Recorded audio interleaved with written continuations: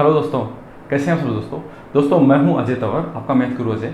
दोस्तों ये जो अपना वीडियो है वो रेलवे एनटीपीसी सीबीडी 2 के बारे में होने वाला है।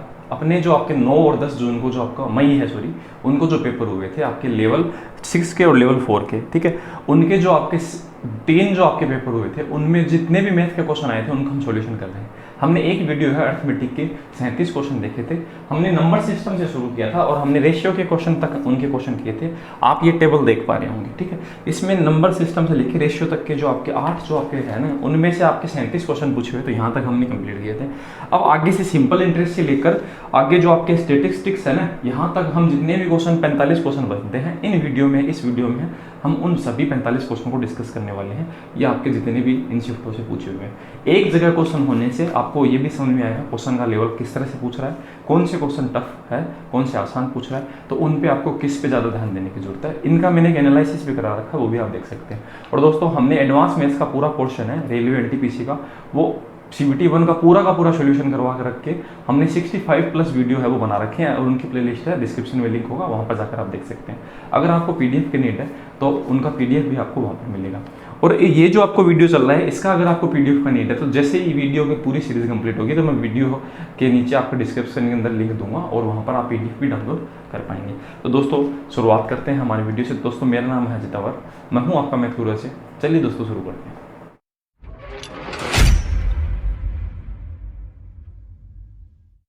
110 क्वेश्चन है, उसमें से 37 हमने पहले वीडियो में किए।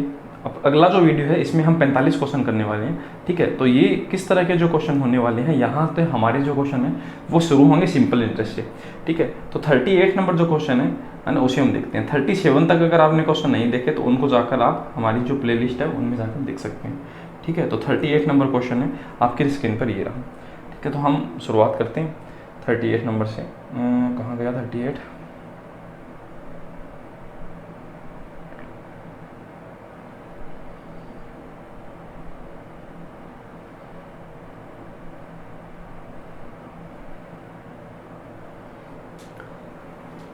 38 नंबर क्वेश्चन आपकी स्क्रीन पे दोस्तों ये रहा, ठीक है। कविता ने 4,000 रुपये की धनराशि 6.2% साधारण ब्याज की दर से 2 वर्षों के लिए बैंक में जमा की, ठीक है। तो 2 वर्ष की अवधि के दौरान कविता को प्राप्त होने वाला मिश्र धन ज्ञात कीजिए। हमें मिश्र धन बताना है साधारण ब्याज से।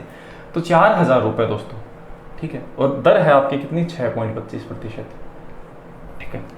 अब हमें ये बताना है कि इसका 6.25% होता कितना है और हमें बताना है कितने वर्ष का, हमें 2 वर्ष का बताना है, ठीक है। और मिश्र धन कितना हो जाएगा? तो हमें क्या होता है, मिश्र धन क्या होता है, हम जो आपका मूलधन होता है, प्रिंसिपल होता है, उसमें हम ब्याज जोड़ देते हैं, तब जाके जो आता है अमाउंट, जिसे हम क्या बोलते हैं, मिश्र धन, ये हमें बताना है। तो हमारे पास 4,000 जो प्रिंसिपल है वो तो है, पर हमें ब्याज की जरूरत है। तो ब्याज कितना होगा, तो हम इसका परसेंटेज काउंट करेंगे, तो 2 जीरो हटाएंगे इस परसेंटेज से। अब इसको मल्टीप्लाई करेंगे 40 को 6.25 से। तो देखो 6 का 4 से गुणा करेंगे 240, तो एक आएगा 240 प्लस 6 को 4 से गुणा करेंगे 240। अब 0.25 को 4 से गुणा करेंगे ना, तो आप इसे मल्टीप्लाई करो, 25 4 100। अब हमें पॉइंट देखो 100 आ गया, यहाँ पर एक जीरो और है, और पॉइंट के बाद में 2 संख्या है, तो 2 जीरो हटा देंगे 1000 के, तो कितना बचेगा अपने पास? 10। तो इसका मतलब 250 जो रुपये है वो आपका क्या होगा, ब्याज होगा। अब 250 रुपये को हम क्या करेंगे, हाँ, और हमें ये 250 रुपये 1 साल का है, हमें 2 वर्ष का बताना है, तो 2 को हम मल्टीप्लाई करेंगे तो ये कितना रुपये हो गया? 500 रुपये हो गया। अब 500 को हम इससे जोड़ देते हैं क्योंकि हमें बताना है मिश्र धन, तो 4500 रुपये दोस्तों इस क्वेश्चन का सही जवाब होगा, ठीक है। बहुत आसान सा क्वेश्चन था। आप ऐसे भी कर सकते थे, इसको 2 से मल्टीप्लाई करते, 6 दूनी 12 और 25 का 2 से 50, ठीक है। तो 12.5% जो आपका है इसका, वो भी सही जवाब होता। तो 12.5 है ना, वो आपका होता 500 रुपये। ये 2 वर्ष का एक साथ आ जाता। हमने यहाँ पर इसका परसेंट काउंट किया तो 1 वर्ष का है, उसे 2 से मल्टीप्लाई किया, 2 साल का आ गया, और ये अपने क्वेश्चन का सही जवाब है। बहुत साधारण सा क्वेश्चन था। 39 नंबर जो क्वेश्चन है उसे देखते हैं, ठीक है। तो मैं इसे मिटा देता हूँ। और 39 नंबर क्वेश्चन है अपना सिंपल इंटरेस्ट का ही है। सिंपल इंटरेस्ट से देखो कितने क्वेश्चन पूछे हुए हैं, मैं आपको बता देता हूँ। सिंपल इंटरेस्ट से दोस्तों 5 क्वेश्चन पूछे हुए हैं और कंपाउंड इंटरेस्ट से 6। तो आप समझ सकते हैं कि इनकी जो इंपॉर्टेंस है वो कितनी ज़्यादा रहने वाली है, ठीक है। तो मैं इसे थोड़ा साफ कर देता हूँ कपड़े से, थोड़ा ब्लैकनेस ज़्यादा है इसमें, ठीक है। अब हम देखते हैं 39 नंबर क्वेश्चन। 39 नंबर भी आपका सिंपल का है।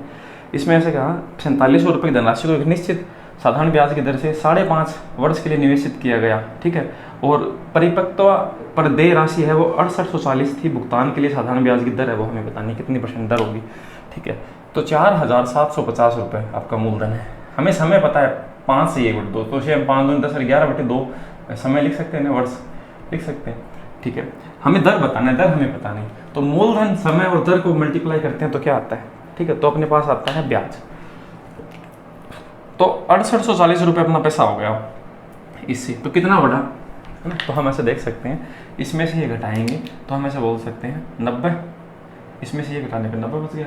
ठीक है, और ये 0 ये 2, तो हम ऐसे कह सकते हैं हमें जो ब्याज के रूप में प्राप्त होगा वो होगा इतने रुपये 2090।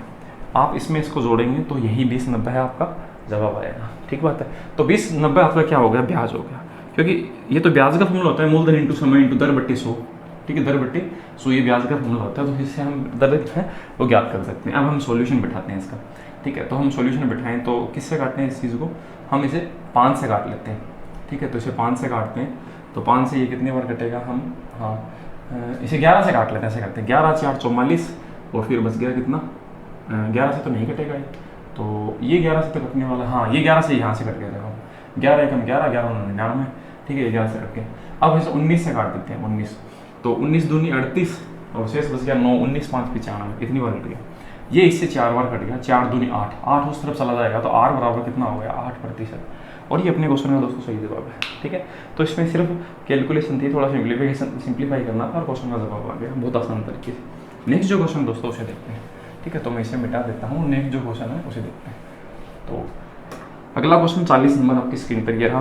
किसी निश्चित धनराशि पर 15% वार्षिक दर पर 3.5 से 1/3 वर्ष का साधारण ब्याज, समान धनराशि पर 12% की दर से 5.5 वर्ष के लिए साधारण ब्याज से कितना कम है। ठीक है, मतलब इसने ऐसे बताया कि इनका जो पैसा है, तो एक बात बताए, इसने एक तरह का पैसा बताया, एक दूसरे तरह का बताया। इस पे तो आपका 15% रेट है और समय कितना है 3 सही 1/3 वर्ष। ठीक है, और दूसरे पर उतना ही पैसा है, समान पैसा है 12% और उसका जो 5 सही 1/2 वर्ष है समय, ये बताया। और इन दोनों पैसे में कितना फर्क है, इन दोनों पैसे के ब्याज में फर्क है अपने पास, कितना रुपए बताया इसने 1840 रुपये, ये फर्क है। हमें पूछा है कि वह धनराशि ज्ञात कीजिए, वह धनराशि है कितनी होगी ये हमें बताना है, तो प्रिंसिपल है हमें ज्ञात करना है। तो देखो हम इस क्वेश्चन को किस तरह से करेंगे दोस्तों, हम ऐसा करते हैं, देखो 15% है, अगर 3 से 1/3 वर्ष के लिए होगा तो इसे हम सोल्व करते हैं। 3 3 9 कितना होगा 10/3, तो इसे हम सोल्व करते हैं, तो 15 × 10/3, इसे 5 बार कर दिया, 5 का 10 से गुणा 50%। तो हम ऐसा कह सकते हैं, अगर हम इस पूरे पैसे को एक साथ लेना चाहें तो हम 50% बोल सकते हैं। ठीक बात है, उसी तरह से हम इस पैसे को अगर एक साथ बोल लें तो 12 5 60 और 6 कितना हो गया 56% होगा ना। मैंने 5.5 को 12 से गुणा किया, 12 का अगर आप 5 से करेंगे तो क्या आएगा 60। ठीक है, 12 5 60, और आप देखो 12 से करेंगे तो 6, तो 60 और 6 कितना होगा 66, तो 66% है। हम ऐसा बोल सकते हैं कि एक साथ 66% दे दो, या फिर 12% करके 5.5 साल आप आओ और उनके साथ दो, एक ही बात है। ठीक है, अब बताएं इन दोनों में कितना फर्क है 16% का। हम ऐसा कह सकते हैं ना, इन दोनों में कितना परसेंट है 16% का, और आप भी ऐसा कह सकते हैं 16% के बराबर है। हमें बताना है धनराशि कितनी है, तो 100% धनराशि होती है कोई भी अपने आप में, तो 100% के बराबर बताना है। ठीक है, तो इस परसेंट का कोई रोल नहीं है, बस इतना कह सकती है 16 के बराबर है, 100 के बराबर क्या होगा, इसे काटते हैं 16 × 16, 2 बच गया, तो 16 2 बच गया, तो अब 16 को 240 बच गया। ठीक है, अब 16 को इसका भाग है वो कितनी बार जाता है, तो एक बार और भाग जाता है, फिर बच गया अपने पास कितना 8 और फिर 5। ठीक है, 16 5 80, इसको इससे मल्टीप्लाई किया तो अपने पास आंसर आया इतना। तो इतना रुपये क्वेश्चन का सही जवाब होगा जो ए नंबर ऑप्शन में लिखा है। तो चौथे क्वेश्चन का आंसर है 11,500 रुपये होगा। ठीक है, अगला क्वेश्चन 41 नंबर, उसे देखते हैं। ठीक है, 41 नंबर आपकी स्क्रीन पर, मैं इसे मिटा देता हूँ और 41 नंबर आपके पास प्रेजेंट करता हूँ। 41 नंबर जो क्वेश्चन है दोस्तों, ये आपकी स्क्रीन पर, एक निश्चित वार्षिक साधारण ब्याज की दर से एक निवेशित एक धनराशि में 10 वर्ष के लिए 75% की वृद्धि होती है, तो समान ब्याज की दर से 6 वर्षों में कितने परसेंट वृद्धि होगी। तो बहुत आसान सा क्वेश्चन है, 10 वर्षों में कितना परसेंट हुआ पैसा 75%। हमें पूछा है कि 6 वर्षों में कितना होता। ठीक है, ये तो साधारण सा क्वेश्चन है बहुत, मतलब आपको सिर्फ इतना ही बताना है कि 75% पैसा कितने साल में बढ़ जाता है 10 वर्ष में। हमें पूछा कितने का, उससे मल्टीप्लाई कर देंगे, 6 वर्ष का पूछा। अगर हमें देखो 10% में 10 साल में 75% बढ़ता है, तो 5 सालों में इसका आधा बढ़ता है। अब 6 का पूछा है तो हम 6 से मल्टीप्लाई कर देंगे। ठीक है, तो इसे काट देते हैं, तो इसे काटते हैं 5 से, तो 15 5 से 2 बार, ये 3 बार, 3 का 5 से गुणा 45, तो हम ऐसे बोलते हैं 45% ही बढ़ता अगर 6 साल भी रहते तो, और ये सही जवाब। ठीक है, तो ये एक तरह से साधारण ब्याज का है भी और नहीं भी। अगला क्वेश्चन है उसे देखते हैं। नेक्स्ट जो क्वेश्चन आपका 42 नंबर, 5,000 रुपये की राशि धनराशि में, ठीक है, हाँ में से दिनेश का कुछ भाग 12% पर, तो मतलब 5,000 आपका टोटल पैसा है। ये आपका मिश्रण का क्वेश्चन है, 5,000 रुपये, ठीक है। उसमें से कुछ पैसा तो इसने कितने 12% पे लगाया, और कुछ पैसा है उसने 10% पे लगाया। और इस दोनों पैसों से आपको क्या है कि 2 वर्षों में 10 आपके 1,072 रुपये है 2 वर्ष में, ठीक है। ये 2 वर्ष में ये पैसा आपको मिलता है, ठीक है। 2 वर्ष में ये पैसा है, अब आपको इतना ब्याज का मिल जाता है। तो इसने से पूछा दानिश ने 12% जो पैसा है ना 5,000 में से कितना पैसा 12% पे दिया, ये इसने पूछा, ठीक है। तो ये एक मिश्रण का क्वेश्चन है और कुछ भी नहीं है। आप इस तरह से क्वेश्चन को कर सकते हैं, इसमें 2 का भाग देंगे तो कितना आएगा, इसमें 2 का भाग देंगे तो आएगा 5 और फिर आएगा 36, ये इतना रुपये आएगा 1 साल का, है ना। क्योंकि यहाँ पर जो दर होती है वो तो 1 साल की होती है। अब आपको ये ऐसा देखना है कि 5 जो परसेंट है, सोलो ये जो आपका है 5,000 का, ये जो चीज़ है वो कितना परसेंट है, तो 5,000 का ये है वो कितना परसेंट हिस्सा है, ये हम देखते हैं, ठीक है। इसमें इसका भाग लगाना है, तो किसी भी चीज़ को 50 से हम भाग देते हैं, तो 50 से कम 50, 36 बच गया, फिर हाँ 50 से कम 50, 10 बच गया, तो 10 पॉइंट ये कितना हो गया 72%। 10.72 आप यहाँ लिखेंगे, और उसके बाद में इसको इस तरफ से घटाएंगे और इस तरफ से घटाएंगे, एक तरीका तो ये है, ठीक है। पर इसमें क्या है कि पॉइंट की कैलकुलेशन ज़्यादा आ रही है, तो हम क्या करेंगे, इस चीज़ को और थोड़ा आसान बनाएंगे दोस्तों, ठीक है। अब आप बताएंगे 2 साल का पैसा है कितना 10.72, है ना। तो यहाँ पर भी इस चीज़ को हम 2 साल का बनाएंगे, तो 5,000 का 12% कितना होता है, तो देखो इस परसेंट से मैं 2 जीरो छिपा लेता हूँ, 12 5 8 6 कितना 600 रुपये, 600 1 साल का, तो 2 साल का कितना होगा 1200, तो मैं सीधा 1200 रुपये में कन्वर्ट कर दिया मैंने इस पैसे को। अब 10% कितना होता है इसका 500, तो 2 साल में कितना होगा 1000, क्योंकि यहाँ पर जो पैसा लिखा हुआ है ना वो भी 2 साल का है ना, इस वजह से इसको भी 2 साल का बनाना होगा, हम 1 साल का नहीं ले सकते। अगर आप यहाँ 1 साल का लेंगे तो इनको भी 1 साल का लेना होगा। इस तरह से मिश्रण का एक मेथड होता है। इसको इसमें से घटाएं तो 72 बच गया, इसको इसमें से घटाया तो 28, तो एक जगह बच गया, और 100 एक जगह बच गया, तो 128 यहाँ बच गया।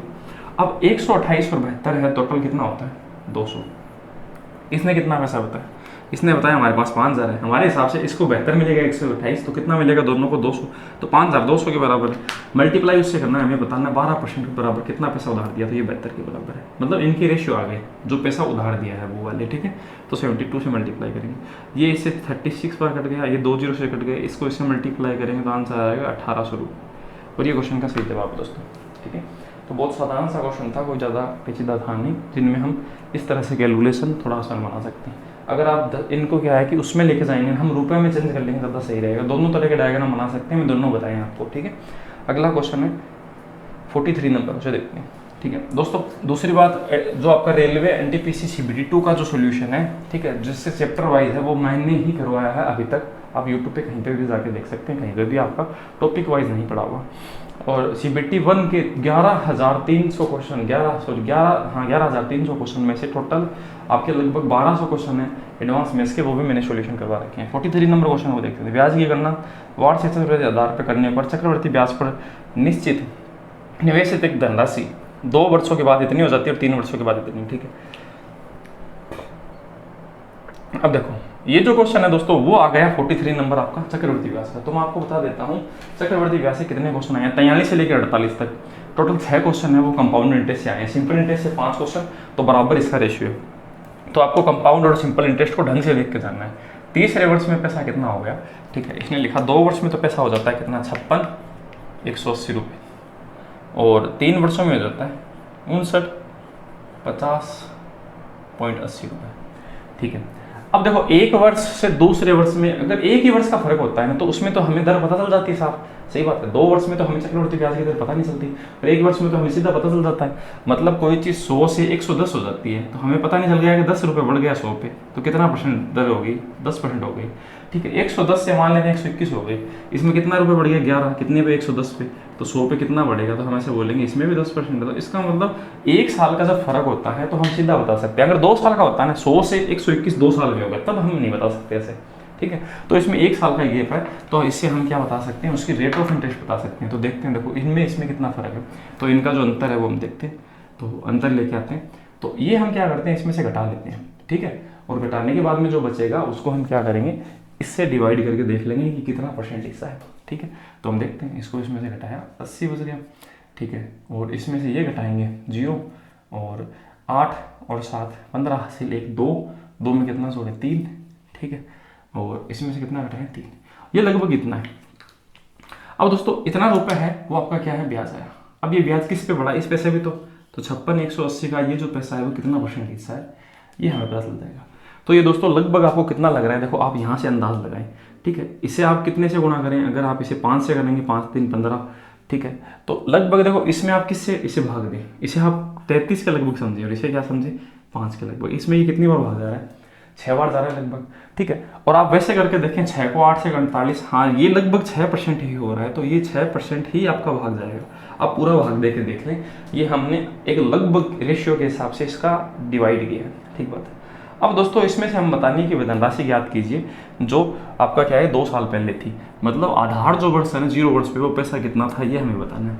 अब दोस्तों ये कैसे पता चलेगा आधार वर्ष पे पैसा कितना था, तो ये जो पैसा है 56,180, ठीक है, ये क्या है किसी पैसे का 106/100, 6% का मतलब 106/100 ऐसे 2 बार हुआ है, या तो आप ऐसे काउंट करें, ठीक है। पर मैं आपको ऐसे काउंट न करने की सलाह देता हूँ, और आप इस तरह से थोड़ा जल्दी काउंट कैसे कर सकते हैं, इसमें तो समय ज़्यादा खराब होगा। देखो फिर से कैलकुलेशन आ गई, ठीक है। अब इनमें जो ऑप्शन है दोस्तों, अब मुझे पता है कि देखो 50,000 रुपये मैं एक बार लिख के देखता हूँ, ठीक है, उसका 6% कितना होता है, पहला साल और दूसरा साल, ठीक है। हम ब्याज कैसे निकालते हैं, 50,000 का 6%, 2 जीरो उठाकर गुणा करेंगे तो आएगा 3,000 आएगा, ठीक है।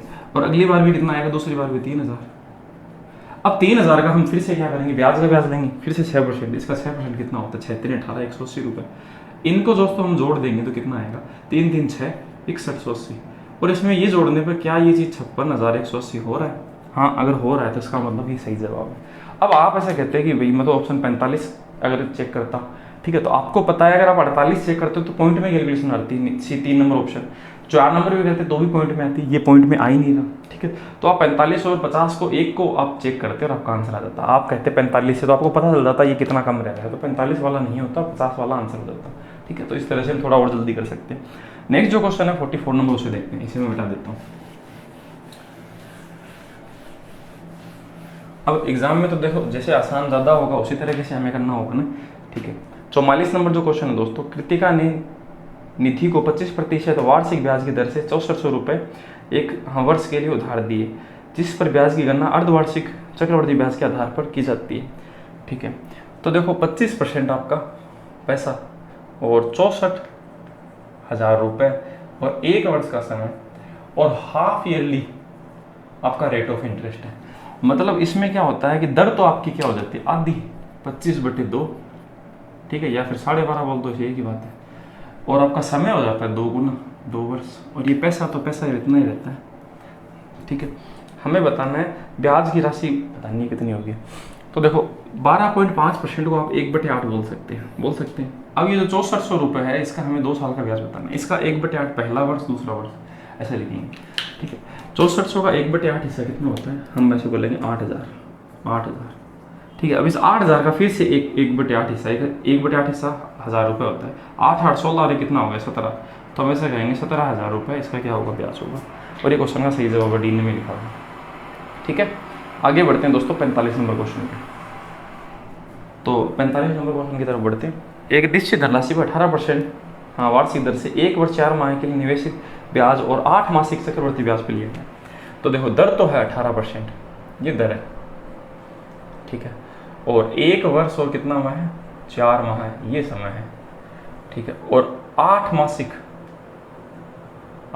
आपका सिस्टम है पूरा। और प्राप्त चक्रवृद्धि ब्याज कितना है, ब्याज कंपाउंड इंटरेस्ट आपको कितना प्राप्त हुआ उससे 3816 रुपये। हमें पूछा गया है हाँ निवेशित राशि, प्रिंसिपल पूछा हमें कितना है, मूलधन, ठीक है। ये पूरा क्वेश्चन आपकी स्क्रीन पर करिएगा।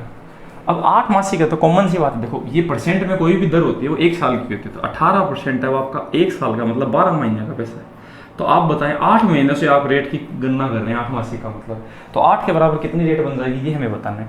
तो 4 दूनी 8, 4 3 12, ये से 6 बार कट गया, 6 दूनी 12।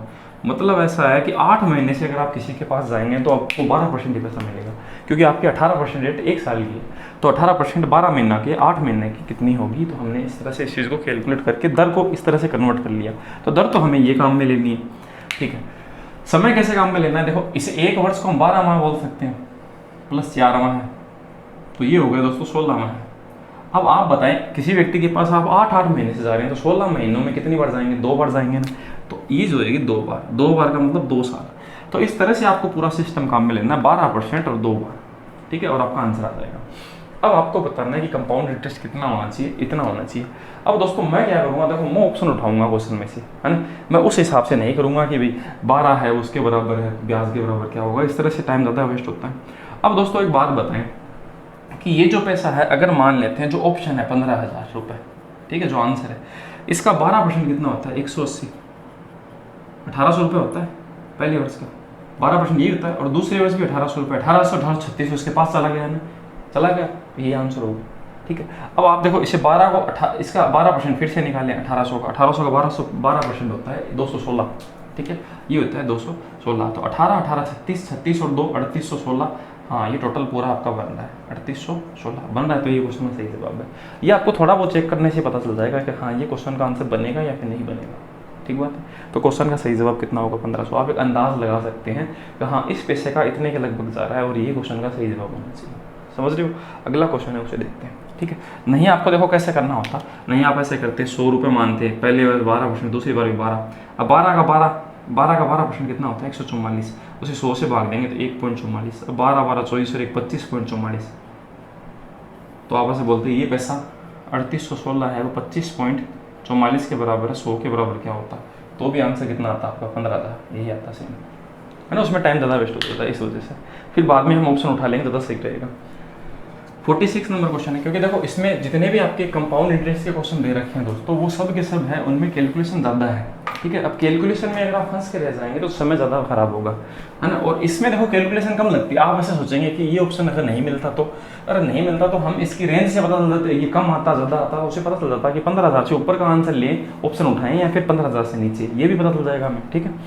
अगला क्वेश्चन है 46 नंबर, 20% वार्षिक चक्रवृद्धि ब्याज की दर पर 3 वर्षों के लिए 20% की साधारण ब्याज की दर से समावधि के लिए निवेश, हाँ अंतर आपको बताएं। देखो 20%, एक पैसा तो है 20% कंपाउंड इंटरेस्ट, और कितने वर्ष, 3 वर्ष, और फिर है हाँ 3 वर्षों के लिए, और 20% साधारण ब्याज की समान अवधि के लिए, समान अवधि मतलब 3 वर्ष के लिए, 3 अवधि के लिए, हाँ प्राप्त ब्याज का अंतर। तो मतलब ये तो सीधा सा क्वेश्चन है, साधारण ब्याज और चक्रवृद्धि ब्याज का अंतर का क्वेश्चन है तो दोस्तों, ठीक है। तो अर्थ आपका, तो हम क्या देखो 20% का मतलब कितना हिस्सा होता है, 20% का मतलब होता है 1/5, तो हम प्रिंसिपल को 125 मान लेंगे। क्यों माना 125, इस 5 का क्यूब 125 होता है, क्योंकि हमें 3 साल का लेना है, पहला वर्ष, दूसरा वर्ष और तीसरा वर्ष, ठीक है। इसका 1/5 25 रुपये, 25 रुपये और 25 रुपये, ये हमारा साधारण ब्याज हो गया, ठीक है। अब कंपाउंड इंटरेस्ट क्या होगा, इस 25 का, है ना, इस 25 का 1/5, तो 5 इन दोनों साल ब्याज मिलेगा, इसका यहाँ मिलेगा, इसका मिलेगा नहीं। इस 5 का 1/5 कितना, ये दोस्तों कितना हो गया 15, और एक कितना हो गया 16। तो हम ऐसा कह सकते हैं कि ये जो पैसा है इसने कितना ब्याज का बताया 448 रुपये, 16 के बराबर है, मल्टीप्लाई करेंगे उससे, हमें बताना है 125 रुपये, है ना। हमें बताना है वेतन राशि कितनी थी, 125 ली थी हमने, इसलिए 16 दूनी 32, ठीक है, 16 8 128, इसको इससे मल्टीप्लाई करना है, 128 को 125 से इसे 2 गुना कर दो, कितना आएगा 250, और इसे आधा 14, फिर से इसे आधा कर दो, इसे 2 गुना 500, ये मल्टीप्लाई करने का अच्छा तरीका है, ठीक है। और ये सब चीज़ें आपको दिमाग में करनी होती है। इसे 2 गुना किया 250, इसे आधा किया, इसे 2 गुना किया, एक को 2 गुना एक का आधा करने से कोई फर्क नहीं पड़ेगा, वो बैलेंस हो जाएगा, ठीक है। तो अगला क्वेश्चन है उसे देखते हैं, 3500 इस क्वेश्चन का सही जवाब था अपना, उसे देखते हैं। 47 में लिखा हुआ है, राम और दीप्ति ने में से प्रत्येक ने 8,000 रुपये की राशि, ठीक है, 30% चक्रवृद्धि ब्याज पर 2 वर्षों की अवधि के लिए निवेशित की। राम के लिए ब्याज की गणना चक्रवृद्धि 1000 पर, जबकि दीप्ति के लिए ब्याज की गणना 8 मासिक, ठीक है। तो मतलब देखो राम है और एक है दीप्ति, 2 व्यक्ति हैं, दोनों के लिए पैसे हैं 8,000 रुपये, ये सेम है पैसा, ठीक है। राम के लिए तो क्या है 30% और 2 वर्ष, ठीक है, और इसके लिए जो है वो तो है आपका कंपाउंड इंटरेस्ट की जो आपकी वार्षिक दर है उस पर, जबकि इसके लिए जो है वो 8 मासिक है, मतलब ये जो पैसा है वो 8 महीनों से कलेक्ट करती है इस हिसाब से। तो आपको 2 वर्षों की अवधि के अंत में दीप्ति के ब्याज के रूप में राम की तुलना में कितना अधिक प्राप्त होगा, मतलब इन दोनों का जो अंतर बताना है ब्याज का, ये आपको बताना है, ठीक बात है। तो दोस्तों हम करते हैं, देखो इसका तो पैसा 30% है 2 साल का, ठीक है। तो हम देखो 8,000 रुपये है हम लेते हैं, और इसका भी हम 8,000 रुपये देंगे, अब इसकी तो दर 30%, 2 साल की 30% हम लेकर इस तरह से करेंगे, पर इसका हम इस तरह नहीं करेंगे, क्योंकि इसमें क्या है 8 मासिक 8 महीनों से तुलना करनी है, तो 12 महीनों को देखो 2 वर्ष में, और दर आपका 30% है ही, ठीक है। तो आप दर देखो कितनी काम में लोगे, दर तो हो जाएगी और टाइम कितना हो जाएगा, ये हमें ध्यान रखना। तो 30% जो आपका है यहाँ लिख देते हैं, 30% है वो आपका 12 महीनों का है, हमें 8 महीनों का रेट बताना है कितना होगा, ठीक है, क्योंकि ये तो पूरे साल की रेट होती है। तो 4 दूनी 8, 4 3 12, 3 का इससे काटा 10 बार 10 का 2 से मल्टीप्लाई किया 20%, तो मतलब दर तो आपकी 20% काम में लेनी है, क्योंकि हम 8 मासिक, इसमें क्या है कि ये चीज़ें बदल जाती है। समय क्या होगा 2 वर्ष में कितने महीने होते हैं, 2 वर्ष में आपके 24 माह होते हैं। तो 24 महीनों में अगर ये 8 मासिक रेट ले रही है, 8 महीनों से आ रही है, तो 24 महीनों में कितनी बार आएगी, 3 बार। तो हमें समय लेना है 3 वर्ष, 3 बार या फिर 3 वर्ष, आप ऐसा समझ सकते हैं, ठीक है। अब इसे कैलकुलेट करते हैं, इसका 30% पहले साल और दूसरे साल, ठीक है। इसका 30% है वो कितना होगा, इसका 30% होगा 8 3 24, 2400, यहाँ पर भी 2400, ठीक है। अब 2400 का 30%, 24 3, इसको 2 काट देंगे, 24 3 बेहतर 720 रुपये, ये बनेगा, सही बात है। इसका हमें क्या बताना होगा, 3 बार बताना होगा, क्योंकि वो 8 महीनों से आ रहा है, 24 महीनों में 3 बार आएगा, ठीक है। इसका 20% कितना होता है, 8 दूनी 1600, यहाँ पर भी 1600, यहाँ पर भी 1600। अब 1600 को फिर से 20%, 16 दूनी 32, ठीक है, 320 320 और 320, ये तो आप समझते ही होंगे, ठीक है। अब 320 का फिर से 20%, तो 320 का 20% होता है 64, ठीक है। अब दोस्तों देखो इन दोनों का हमें बताना है, इस पैसे का और इस पैसे का हमें अंतर बताना है दोनों का। तो देखो हम क्या करते हैं, 2400 2400 4800 हो गया, तो ये 16 3 4800, तो ये तो कट जाएंगे एक दूसरे से, अंतर आएगा तब, सही बात है। अब इनमें देखते हैं, इनका जो पैसा है वो कितना हो गया, 300 300 600, ये 900 900 कितना हो गया 60 960, और ये कितना, तो 6 और 6 12, तो ये हो गया 1164 रुपये, ठीक है। 6 और 6 12, 1124 रुपये, सॉरी, ये 1124 रुपये हो गया इनका टोटल। और यहाँ पर ये जो चीज़ है वो 720 है, इनके कटने के बाद में ये 720 है और इनका 1124 है। इनका दोस्तों हमें क्या बताना है, अंतर बताना है। अगर आप इनका अंतर करेंगे तो कितना आएगा, तो इनका जो अंतर है इसको इसमें से घटा देंगे, अपने क्वेश्चन का जवाब है वो आ जाएगा, ठीक है। तो ये दोस्तों अपने पास है वो इतना ही आएगा, 1024 ही आएगा, नहीं कि 1124। इसमें से ये घटाएंगे तो अपना जवाब आएगा 304 रुपये, और ये अपने क्वेश्चन का क्या होगा दोस्तों, सही जवाब होगा। दोनों का अंतर 304 रुपये होगा, है ना। तो इस तरह से हम थोड़ा सा फास्टली इसको कैलकुलेट कर सकते हैं, ठीक है। आगे बढ़ते हैं, अगला क्वेश्चन देखते हैं, 48 नंबर, ठीक है। तो मैं इसे मिटा देता हूँ। ये ब्याज का आखिरी क्वेश्चन है दोस्तों, है ना, 48 नंबर। जब ब्याज की गणना 8 मासिक चक्रवृद्धि आधार पर, तो 7800 रुपये की राशि x% की दर से 2 वर्षों में इतनी हो जाती है। तो देखो इसने कैसे कैलकुलेट किया, 8 मासिक कैलकुलेट किया, और कितने वर्षों में, 2 वर्ष में, और पैसा कितना हो जाता है 7800 रुपये से, 7800 रुपये से पैसा हो जाता है 1381.80 रुपये, इतना पैसा हो जाता है। इतना प्रिंसिपल से जो अमाउंट है वो इस तरह से बन जाता है, ठीक है। इतने साल में, 2 वर्षों में, अगर 8 मासिक तरह से पैसा लिया जाए उसी समान धनराशि पर, ठीक है, जो आपकी, अब देखो हमें दर नहीं पता, हमें इसने कहा x%, ठीक है। और आगे आपसे क्वेश्चन कैसे पूछा गया, x प्लस कितना 5% की दर से, x प्लस 5% की दर से 1 वर्ष में चक्रवृद्धि ब्याज कितना होगा। तो समान धनराशि पर x प्लस 5% की दर से, ठीक है, 1 वर्ष में चक्रवृद्धि ब्याज कितना होगा। मतलब ये पूरा सेम सिस्टम, और x प्लस 5% दर, और 1 वर्ष में आपका जो ब्याज है इस पैसे पर 7800 रुपये पर, वो कितना होगा, ये इसने पूछा। तो पहले हमें दर निकालनी पड़ेगी दोस्तों, उसी के बाद आंसर आएगा, ठीक है। तो हम देखते हैं दोस्तों किस तरह से क्या करते हैं, इसको हम इस तरह से देखते हैं, है ना, पूरे सिस्टम को। ये 7800 रुपये, पहली बात तो देखो 8 मासिक है, तो 2 वर्ष में कितने महीने होते हैं, 24 माह होते हैं, ठीक है। तो 8 महीनों में ये व्यक्ति कितनी बार जाएगा, हम ऐसा कहेंगे 3 बार, ठीक है। और जो आपकी दर होगी, दर जितनी भी है वो किस तरह से काम करेगी, ये 2 भी दर होगी x%, यहाँ पर जो भी दर है वो x% है, वो आपकी क्या है कि 12 महीनों की रेट है, ठीक है। तो 8 महीनों की रेट कितनी होगी, ये हमें ऐसे कैलकुलेट, 4 दूनी 8 4 3 12, मतलब यहाँ पर जो भी दर आएगी ना उसका हम 2/3 करेंगे ना, तो फिर यहाँ पर जो भी आएगी वो हम काम में लेंगे। यहाँ पर हम 3 तो साल काम में लेंगे, जैसे 3 बार क्यों आए, क्योंकि 2 वर्ष में ऐसा काम करना है, तो 24 महीने हो गए 2 वर्ष में, तो 8 महीने से अगर कोई व्यक्ति जा रहा है तो वो 3 बार जाएगा, ठीक बात है। ये जो आपकी दर x% है, तो 1 साल की होती है, तो 12 महीने की है, तो 8 महीने कितनी होगी, 8 महीने जा रहा है, तो इस दर का 2/3 होगा। अब दर हमारे पास है ही नहीं, ठीक है। तो हम इस चीज़ को क्या करते हैं, रेशियो से करते हैं, ठीक है। अब ये पॉइंट हम इस 0 को मिटा देते हैं, ये पॉइंट हटाएंगे तो यहाँ पर क्या लगाएंगे, 0 लगाएंगे। अब इसके साथ रेशियो देखते हैं, ठीक है। तो हम इसे कितने से काटते हैं, 13 से काटते हैं, इसे 13 से, इसे भी 13 से काटेंगे, 13 6 78 600 6000, 13 से काटें तो 13 7 91, ठीक है, 13 7 91, शेष कितना बच गया, शेष इसमें बच गया आपके पास 12, ठीक है, 13 7 91 में 12 शेष बच गया, 8 उतारा तो 128, अब 13 का भाग 13 13 8 104, ठीक है, 13 9 117 है ना, 13 9 117 और शेष बच गया 11, ठीक है, 11 अपने पास शेष बच गया। फिर हम एक और लेते हैं तो 111 हो गया। अब 13 13 8 104, ठीक है, 13 8 104 और ये हमें पास 8 आ गया। उसके बाद में फिर से हम इसमें भाग देंगे, ठीक है, 13 8 104, शेष कितना बच गया 7, 13 6 78, इतनी बार भाग गया। अब मैं इसे 6 से और काट देता हूँ 1000 बार, और इसे 6 एकम 6 और 6 3 18, ये 1331 बार कटेगा, कट गया। अब हमें पता चल गया दोस्तों ये तो 10 का क्यूब है और ये है 11 का क्यूब है, तो इसका मतलब 3 बार में कोई चीज़ हुई है तो वहाँ पर क्यूब भी तो आती है, इसका मतलब 10 से 11 हो जाएगी कोई चीज़। इसका मतलब कितने परसेंट होगा, 1 बढ़ेगा 10 पे, 100 पे कितना बढ़ेगा, तो हमें से जाएंगे 10%। यहाँ पर हमारे पास रेट आ गई। अब आप बताएं दोस्तों, इसमें तो जो रेट काम में लेंगे वो तो क्या है, कन्वर्ट की हुई है, तो इसका मतलब ये वो रेट है 10%।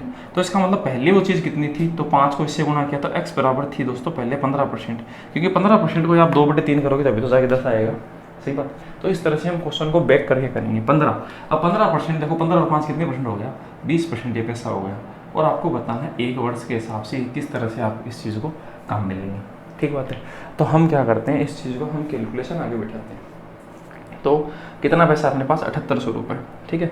तो 7800 रुपये का हम 20% है और कितने वर्ष का, तो समान राशि पर 5, हाँ, एक वर्ष का चक्रवृद्धि ब्याज कितना होगा, इसने से बता, अर्धवार्षिक रूप से की जाती है। यदि ब्याज की करना अर्धवार्षिक, अब इसमें हाफ ईयरली करनी है, हाफ ईयरली। ये क्वेश्चन दोस्तों अच्छा है, तो दर तो जाएगी आधी और समय हो जाएगा क्या 2 वर्ष, और पैसा अपना कितना, वही 7800, ये 7800 रुपये, ठीक है। इसका 10% पहले साल, दूसरे साल 7800, 780, अगले साल 780, 780 का 10% 78। अब इनको जोड़ेंगे तो 1400 और 1500, 1560 प्लस 78 तो हो गया 1638। ये अपने पास सही जवाब है। तो 1638 दोस्तों 1 नंबर ऑप्शन इस क्वेश्चन का सही जवाब है। ये एक अच्छा क्वेश्चन था। अभी तक जितने भी क्वेश्चन आए हैं उनमें सबसे कैलकुलेटिव क्वेश्चन दोस्तों यही है। इस तरह के क्वेश्चन है, अगर आपके लेवल 2, 3 और 5 में आते हैं तो एक बार उनको आप छोड़ के चलें, उसके बाद में करें, क्योंकि इस क्वेश्चन का भी एक ही नंबर होता है, ऐसा नहीं इसका 5 नंबर का क्वेश्चन है, ठीक है। तो आप क्वेश्चनों को पहले उन क्वेश्चनों को करें जो क्वेश्चन क्या है आसान है, जिनमें समय कम लग रहा है। इस तरह के क्वेश्चन में समय देखो ज़्यादा लगेगा, ठीक है, इसमें कैलकुलेशन भी हो सकती थी। अब हम देखते हैं दोस्तों साधारण ब्याज के, चक्रवृद्धि ब्याज के पूरे क्वेश्चन आपके 11 कंप्लीट हो गए। अब आगे आपके जो क्वेश्चन है वो आपके टाइम एंड वर्क के, तो 49 से 55 तक के जो क्वेश्चन है वो टाइम एंड वर्क के होंगे, उनको हम देखते हैं। टोटल 7 क्वेश्चन पूछे हुए हैं, तो 7 क्वेश्चन खूब ज़्यादा होते हैं। टाइम एंड वर्क एक बढ़िया कंसेप्ट है जिससे आपके क्वेश्चन पूछे हुए हैं, ठीक है, तो उनको हम देखते हैं। तो मैं इन सबको थोड़ा साफ कर देता हूँ और क्वेश्चन को देखते हैं। अब दोस्तों 49 नंबर जो पहला क्वेश्चन है, पाइप ए किसी टंकी को 50% भाग 4 घंटे में। अब 50% हिस्सा है, हम 50% नहीं ले सकते, हमें पूरा लेना होगा। तो आप बताएं, ए अगर 4 घंटे में आधा बढ़ता है 50%, तो पूरा काम कितने में करता है, 8 घंटे में, 2 गुना समय लगेगा, सही बात है। बी है वो कितने में, 12 घंटे में। अब दोनों एक साथ खोले जाएँ तो देखो दोनों को एलसीएम लेंगे, ऐसे करते हैं, 8 3 24, 12 दूनी 3 और 2 5, दोनों को करवाना है। 24 काम 5 से करवाए तो 4 5 2 20, 4 घंटे और 4/5 ये घंटे है। अब इसको मिनट में कन्वर्ट करके दिया है, तो 4 घंटे और 4/5 मिनट को करेंगे तो 60 से गुणा करेंगे, ये 12 12 4 48, तो 4 घंटे और 48 मिनट। ये क्वेश्चन का सही जवाब है दोस्तों, ठीक है। अगला क्वेश्चन देखते हैं, आसान क्वेश्चनों को थोड़ा फास्टली करेंगे हम। अगला क्वेश्चन 49 के बाद 50 नंबर, 50 नंबर में लिखा हुआ ए बी किसी काम का इतने रुपए में ठेका लेते हैं। ए किसी काम को 20 दिन में कर सकता है, मतलब ठेका 18,750 रुपये का लिया। अब वो तो काम पे डिपेंड करेगा कौन कितना काम करेगा, तो उस हिसाब से पैसे को बांटा जाएगा। ए काम को 20 दिन में करता है, 20 में। बी काम को कितने में करता है, बी काम को करता है 30 डेज में। और सी की सहायता से मतलब ए बी और सी तीनों ने किया है कितने दिनों में, तीनों ने किया है 8 दिन में, ठीक है। ए बी सी की सहायता से किया, तो ए और बी तीनों ने किया ये काम, ठीक है। तो हमें ऐसा पूछा है, तो सी कार्य के अनुपात में कितना भुगतान करना होगा सी को, तो मतलब सी को कितना पैसा मिलेगा ये बताना होगा। तो देखो सी को कितना पैसा मिलेगा, पैसा है वो क्षमता के अकॉर्डिंग बांटा जाता है। तो हम यहाँ पर कोई काम लिखते हैं, तो काम कितना लिख दें हम, 120 लिख देते हैं, 120, ठीक है। इसमें इसका भाग दिया तो 120 में 6 बार, इसमें इसका भाग 4 बार, 15 बार, 15 8 120। अब हमें पता चल गया कि ए बी सी की क्षमता कितनी होगी, ए प्लस बी प्लस सी की क्षमता होगी दोस्तों 15, जिसमें ए और बी कितना है, ए और बी अपने पास है दोस्तों 10। तो इसका मतलब 5 क्षमता किसकी है, सी की। बस गई, 6 और 4 10, ए और बी है, ए और बी 6 6 10 है, तो बाकी का सी 5 ही होगा। ठीक बात है। तो कॉमन सी बात यह है कि इनको पैसे भी उनकी क्षमता के अकॉर्डिंग बदलेगा, ए बी सी को, है ना। ए को 6 मिलता है, बी को 4 मिलता है, तो सी को क्षमता 5 है, तो उसे 5 पैसा मिलेगा। टोटल 6 4 10 15 के बराबर है। तो हम ऐसा कह सकते हैं ये जो चीज़ है वो 15 के बराबर है। मल्टीप्लाई किससे करेंगे, जो हमें लेके आना है, हमें बताना है सी को कितना मिलेगा, तो 5 से गुणा करेंगे। इसमें इसका भाग 3 बार, 3 6 18 और 250, तो 6250 क्वेश्चन का दोस्तों सही जवाब है, जो ऑप्शन नंबर 4 में लिखा हुआ है। ठीक है, आगे बढ़ते हैं। 50 के बाद में 51 नंबर क्वेश्चन। ठीक है, इसे मिटा देते हैं। 51 नंबर क्वेश्चन आपका आसान सा क्वेश्चन है, ज़्यादा मुश्किल है नहीं, है ना। तो उसे हम करके देखते हैं। रुचिका ने एक कार्य 22 दिनों में पूरा करना था। ठीक है, तो उसने हालांकि पहले 10 दिन के दौरान उसने प्रतिदिन कार्य का केवल 1/30 भाग ही पूरा किया। ठीक बात है, प्रतिदिन कार्य का 1/30 भाग ही पूरा किया। रुचिका को 11वें दिन से प्रतिदिन कितना कार्य करना होगा ताकि कार्य समय में पूरा हो जाए, मतलब कितना भाग पूरा करना होगा। ये एक अच्छा क्वेश्चन है दोस्तों, शानदार क्वेश्चन है। ठीक है, हम करके देखते हैं। ठीक है, अब दोस्तों देखो, रुचिका अकेली है, ठीक है, और वो कितने दिन में काम करती है, 22 दिन में करती है। अब इसके साथ में दोस्तों हम क्या करेंगे, 10 दिन के दौरान प्रतिदिन कार्य का 1/30 भाग पूरा करती है। तो हम काम को देखो ऐसे मान लेते हैं, 22 × 30 मान लेते हैं, पूरा काम 22 × 30 है, ऐसे मान लेते हैं। ठीक है, ऐसा क्यों माना मैंने, पूरा जो काम है मैंने ऐसे क्यों माना, क्योंकि इसमें 30 का भाग देना होगा, इसलिए हम 30 से मल्टीप्लाई करके मान लेते हैं। तो 22 दिन में, तो 22 में इसका इसमें भाग देंगे तो इसकी क्षमता कितनी आएगी, 30 इसकी क्षमता आ जाएगी। ठीक बात है। अब दोस्तों इसने कहा, इसने हाँ पहले 10 दिन के दौरान, है ना, उसने प्रतिदिन कार्य का केवल 1/30 भाग किया। अब बताओ प्रतिदिन कार्य का कितना होता है, देखो तो 22 × 30 × 1/30, इसका मतलब उसने कितना काम किया, केवल 22 ही काम किया प्रत्येक दिन, पूरा काम नहीं किया, 30 काम नहीं किया प्रत्येक डेली। देखो इसकी क्षमता तो कितनी आई, अगर हम 22 × 30 मानते हैं, 22 का इसमें भाग लगने की क्षमता तो 30 आई, पर इसने काम किया ही नहीं, इसने 22 ही काम किया। इसने बोला ऐसा कि पूरा काम का 1/30 भाग, तो पूरा काम का 1/30 मतलब 22 होता है। और वो कितने दिन किया ऐसा काम, 10 दिन, तो मतलब ऐसा इस तरह से इसने कितना काम किया, 220। ठीक है, तो मतलब 22 × 10 आपको किस में से घटाने हैं, इसमें से। अब आप देखो इस तरह से मल्टीप्लाई करके भी घटा सकते हैं, पर मैं ऐसे नहीं घटाऊंगा। ये 22 × 30 है, ये 22 × 10 है। अगर आप 22 10 बार है, 22 30 बार है, अगर 22 20 30 बार में से 22 10 बार घटा के देंगे तो कितनी बार बचेगा, 22, तो 22 बचेगा दोस्तों 20 बार। ठीक है, बस यही कैलकुलेशन इस तरह से करनी थी, इसी वजह से मैंने मल्टीप्लाई नहीं किया। ठीक है, अब हमें ऐसा बताना है कि 11वें दिन से रुचिका प्रतिदिन कितना कार्य करे कि समय पे कार्य पूरा हो जाए, मतलब समय पे हमें काम पूरा कराना है। अब आप बताएं, 10 दिन तो हो चुके 22 दिन में, तो 10 दिन ऐसा काम हो गया 22 दिन में से, तो अब कितने दिन बचे हुए हैं, 12 डेज। ठीक है, तो हमें वैसे बताना है कि ये जो काम है वो 12 दिन में खत्म करना है, ये पूरा जितना भी बचा हुआ है। तो इस काम को हम ऐसे लिखेंगे ना, 22 × 20 बटे क्या 12, ऐसे लिखेंगे। ये काम हमें इतने दिन में खत्म करना है। ठीक है, तो हमें ऐसा बताना है, ऐसा नहीं बताना कि ये काम कितने दिन में हमें क्या है कि मतलब खत्म हो जाएगा, हमें इस काम का कितना भाग करना होगा। तो हमें डेली का देखो इतना काम करना होगा तभी जाके काम खत्म हो पाएगा। ठीक है, अब ये है क्या, कितना भाग है, तो मतलब भाग तो पूरी चीज़ में से होता है, तो पूरा काम कितना है, 22/30। तो इसमें हम क्या करेंगे, इसके बट्टे में हम लिख देंगे क्या, 22/30। तो 22/30 का इसका भाग पता चल जाएगा। ये एक अच्छा क्वेश्चन था। तो हम इस चीज़ को ऐसे भी तो लिख सकते हैं, इंटू 22 × 30। ये आपको समझाने के लिए लिखा हुआ था, नहीं मैं ऐसे ही लिखता। अब इसे काट देते हैं दोस्तों, ये से कट गया, ये से कट गया, 6 बार 6 3 18, 1/18, मतलब 1/18 काम उसे डेली करना होगा, अब तब जाके काम है वो पूरा कंप्लीट हो पाएगा। तो ये दोस्तों 51 नंबर क्वेश्चन एक अच्छा क्वेश्चन था। ठीक है, जिनमें बहुत सारे लोगों को समस्या आई थी, तो आप इस तरह से इस चीज़ को थोड़ा फास्ट कर सकते हैं। ठीक है, अगला क्वेश्चन उसे देखते हैं। 52 नंबर, एक निश्चित कार्य को करने के लिए ए बी सी की क्षमता का अनुपात 3 5 और 8 है। एक साथ काम करते हुए वे 15 दिन में काम पूरा कर सकते हैं। तो देखो इनकी क्षमता 3 5 और 8 है, ए बी और सी की। ठीक है, टोटल कितना होगा, 5 3 8 8 16। अब ये 15 दिन में कोई काम कर सकते हैं, तो 16 को अगर मैं 15 से कम गुना कर दूँ तो पूरा काम आ जाएगा 8 3 24, 240 पूरा आपका वर्क हो जाएगा, पूरा काम आपके पास आ जाएगा। ठीक है, ए और बी एक साथ 12 दिन तक काम करते हैं। ठीक है, तो ए और बी तो 3 और 5 8 क्षमता वाले लोग 12 दिन काम करें, 12 8 तो कितना काम हो जाता है, 96। तो इसमें से 96 काम हो चुका, 100 घटाएंगे 140, 144 काम बाकी है अभी भी। ठीक है, उसको किससे करवाना है, सी द्वारा अगर करवाया जाए तो कितना समय में हो जाएगा, सी अकेले वो काम कर सी, तो इसमें सी का भाग देंगे 8 क्षमता का, तो 16 8 सॉरी 8 ही कम 8, हाँ ये बच गया 6, हाँ 8 8 14 18, तो 18 इस क्वेश्चन में दोस्तों क्या होगा 18 8 144 होते हैं। ठीक है, तो 18 दिन में सी अकेला कर देगा, ये क्वेश्चन का सही जवाब होगा। अगला क्वेश्चन 53 नंबर, उसे देखते हैं, है ना। तो मैं इसे मिटा देता हूँ, 53 नंबर जो क्वेश्चन है उसे मैं आपके पास प्रेजेंट करता हूँ। 53 में ए बी सी किसी काम को 16 12 और 24 में कर सकते हैं, एक साथ 4 दिन तक काम करते हैं, 12 16 24, 12 16 और 24 ए बी सी, ये ए बी और सी। ठीक है, बी और सी एक साथ 4 दिन तक काम किया बी और सी ने, तो पहले इसका एलसीएम लेते हैं 48, 12 4 16 3 और 24 दूनी 48।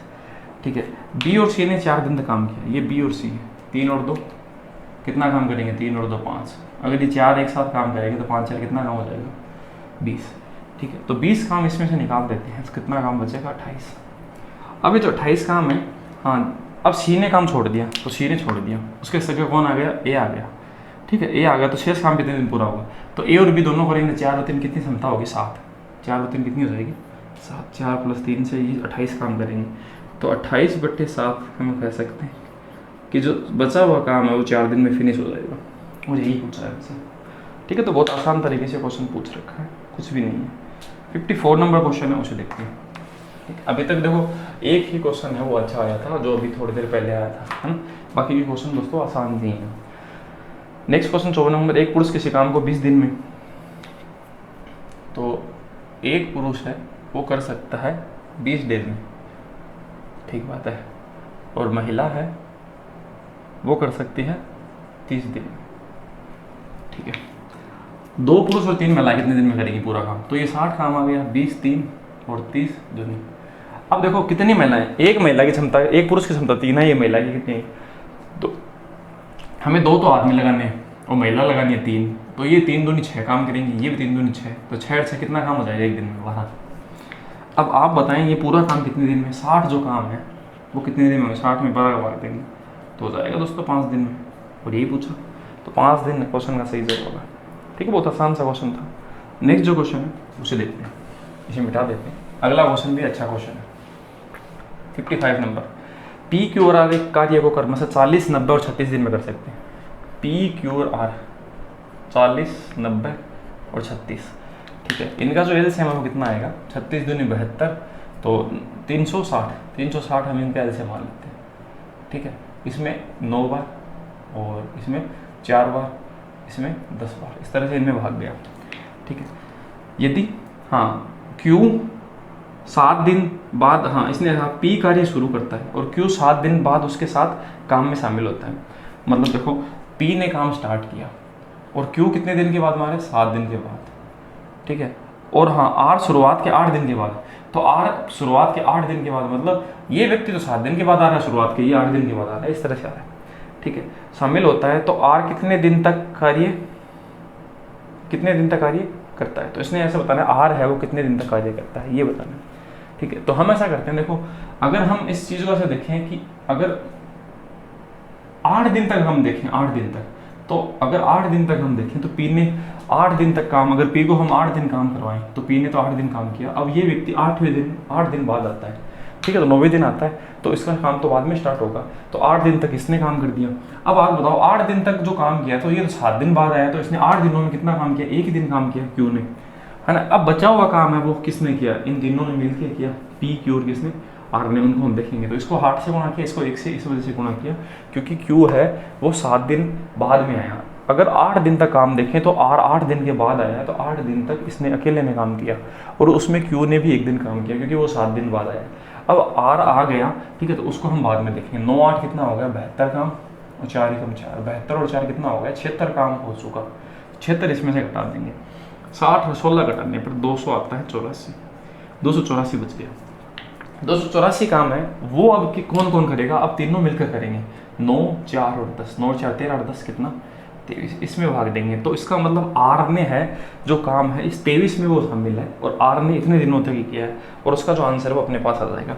इसमें भाग देते हैं, तो 23 से कम 23, फिर शेष बच गया कितना 5, 23 दूनी 46 और शेष बच गया 8 और बट्टे 23, 12 सही, 8 बट्टे 23, ये 6 नंबर ऑप्शन में, 2 नंबर ऑप्शन में लिखा हुआ ये क्वेश्चन का सही जवाब है। क्योंकि आर ने इसमें ही शामिल हुआ है, उससे पहले वो शामिल नहीं था। तो आर हमें बताना है कि आर है ने कितने दिन काम किया, तो इतने दिन तक काम किया है। ठीक है, अगला क्वेश्चन है वो आपका, हाँ आगे से जो क्वेश्चन है वो आपके शुरू होंगे किसके, चाल, समय और दूरी के। ठीक है, तो आपको बता देता हूँ चाल, समय, दूरी के कितने क्वेश्चन हैं। चाल, समय, दूरी के दोस्तों आपके 6 क्वेश्चन पूछे हुए हैं। 56 से लेकर 61 तक के जो क्वेश्चन है वो आपके चाल, समय, दूरी के। ठीक है, तो हम उनको देखते हैं, उसके बाद में आगे बढ़ेंगे। तो मैं इसे मिटा देता हूँ।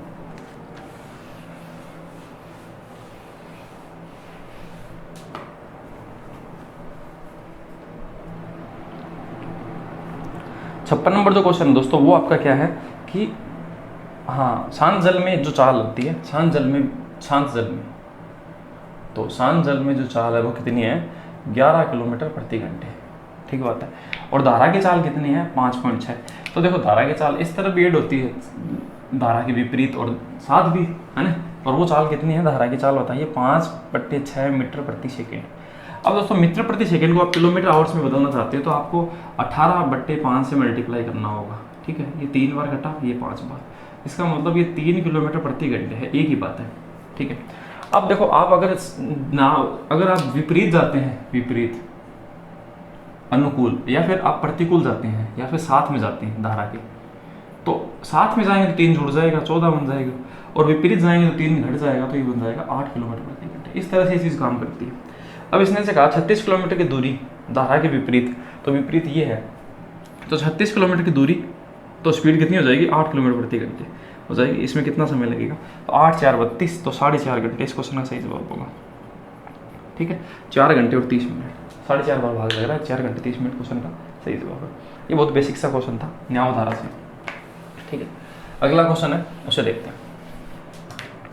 अगला क्वेश्चन आपका है, हाँ 57 नंबर, हाँ अवरा ए से बी तक 74 किलोमीटर की यात्रा, हाँ की चाल है, वो आपका चाल से चलता है, और बी से ए का उसकी दूरी है वो कितनी हो जाती है, 111 किलोमीटर प्रति घंटे। तो उसने औसत बताना है, तो मतलब ए से बी तक तो हुआ 74 किलोमीटर प्रति घंटे, और बी से ए तक हुई 111 किलोमीटर प्रति घंटे।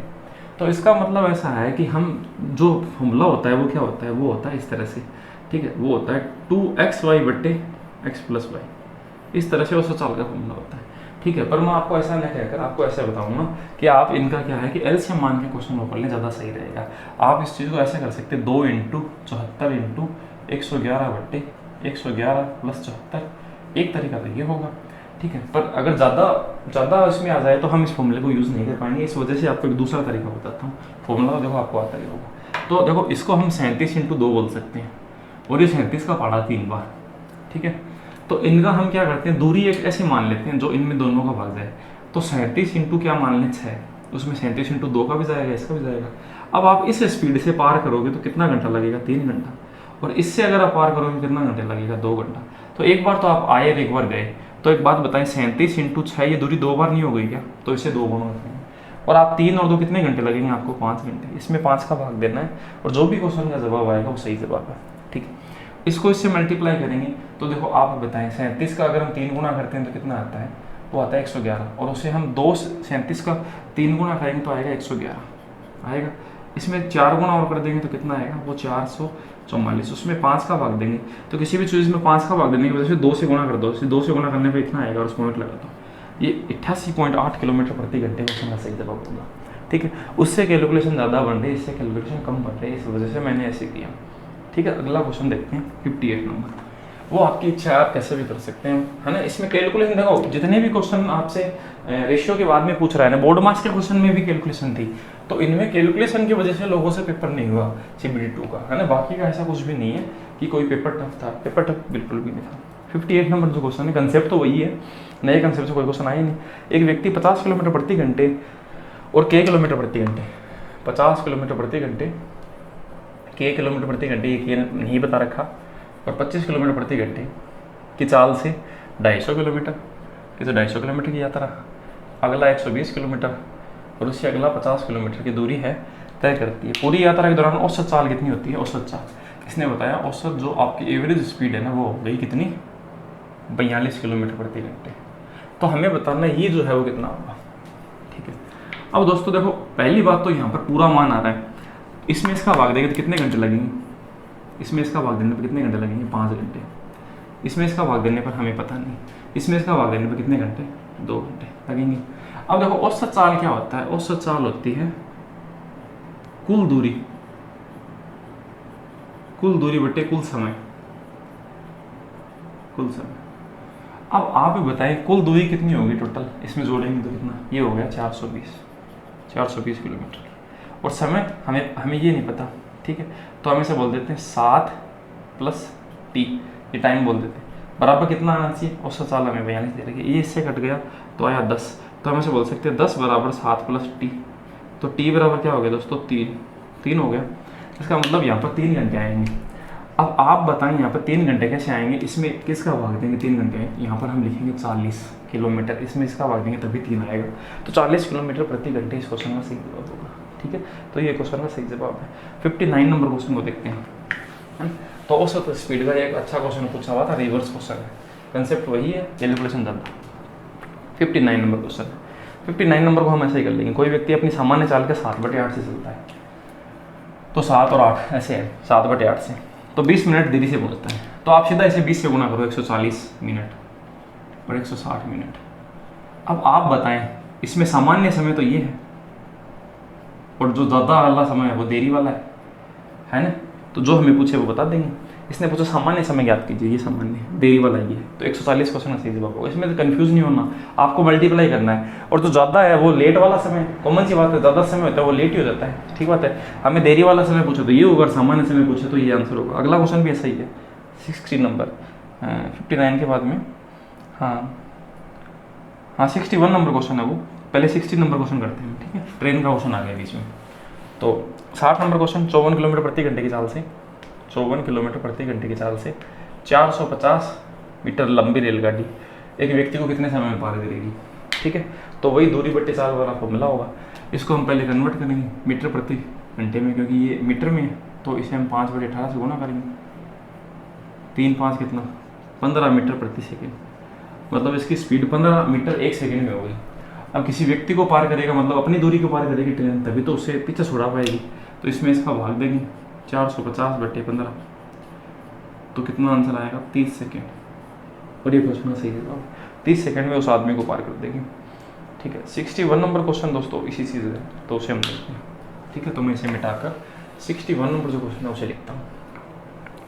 एक व्यक्ति किसी निश्चित दूरी को निश्चित चाल से तय करता है, वह अपनी 30% वृद्धि कर दे, तो मतलब 100 थी पहले, 30% वृद्धि कर दे तो 130 हो जाएगी, मतलब 10 से कितना हो गया रेशो? 13।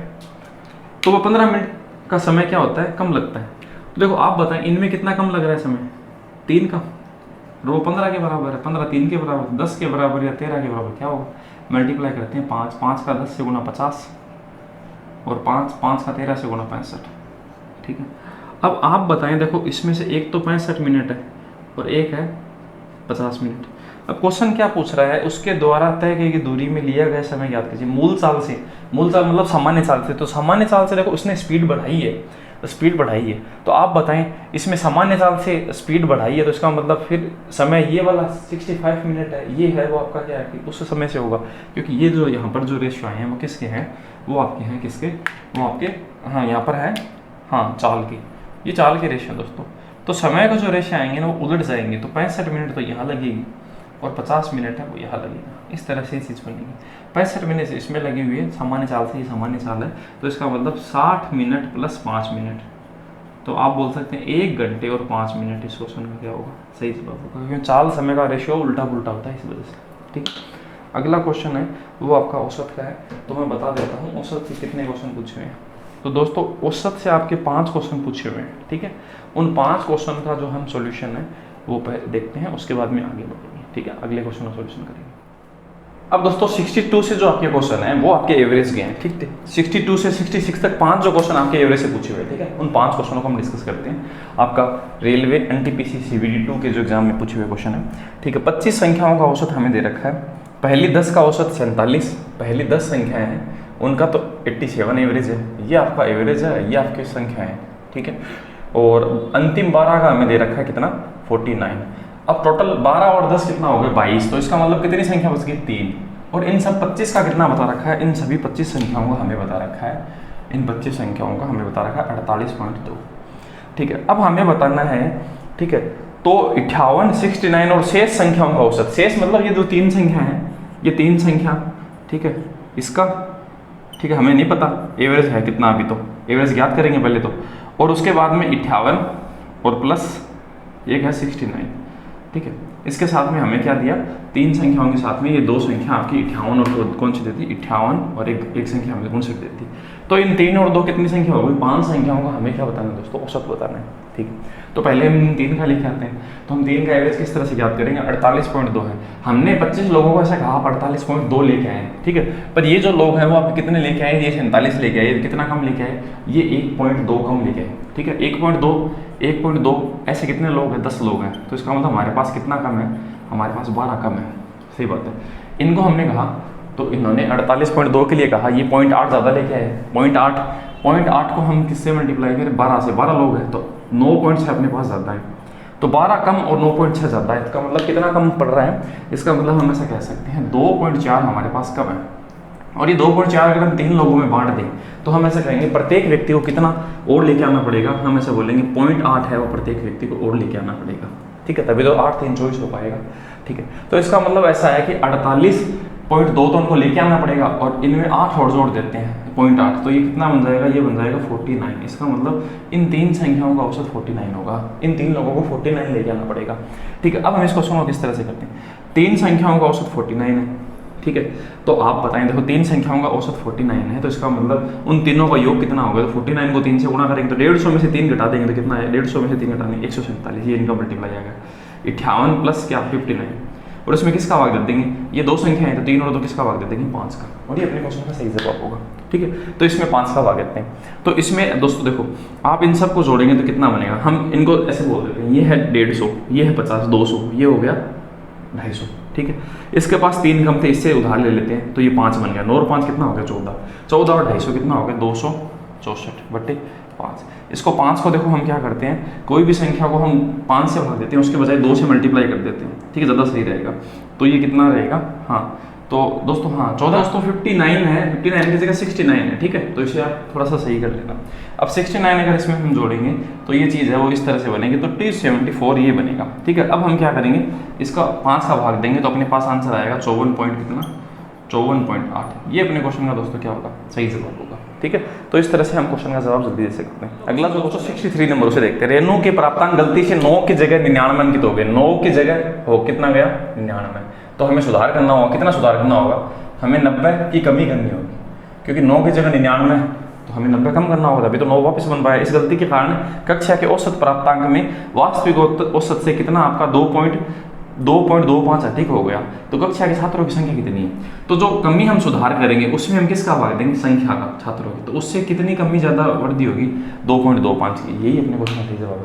तो 90 आपका हमें कम करना है, वो सभी छात्रों में कम करना है, तो उससे कितना फर्क पड़ेगा, सभी छात्रों में 2.25 है, वो आपका अधिक हो गया था वो कम हो जाएगा, ठीक है बात है। तो ये कमी है वो उसके बराबर तो होगा।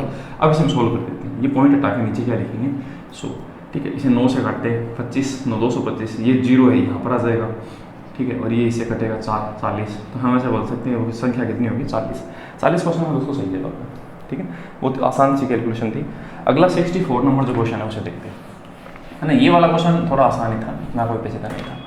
नेक्स्ट क्वेश्चन, 10 से 22 के बीच सभी अभाज्य संख्याओं के माध्य कितना होगा, तो माध्य का मतलब औसत निकालना होता है, तो 10 से और 22 के बीच में जो अभाज्य संख्या है, तो पहली अभाज्य संख्या 11 आएगी, उसके बाद में दोस्तों 13 आएगी, 13 के बाद में 14 नहीं होती, 15 16 17 होती है, ठीक है, 17 के बाद में 18 नहीं होती, 19 होती है, 19 20 21 22 अब नहीं होती, बस इतनी होती है। इनका हम टोटल करेंगे 13 और 7 30, ये भी 30 कितना हो गया 60/4 कितना हो गया दोस्तों 15 इनका क्या होगा औसत या माध्य, यही बात होती है, ठीक है। अगला क्वेश्चन 65 नंबर उसे देखते हैं, ये आसान से क्वेश्चन है, ज़्यादा कोई पेचीदा है नहीं, है ना, तो इसीलिए मैं इनको थोड़ा कम समय दे रहा हूँ।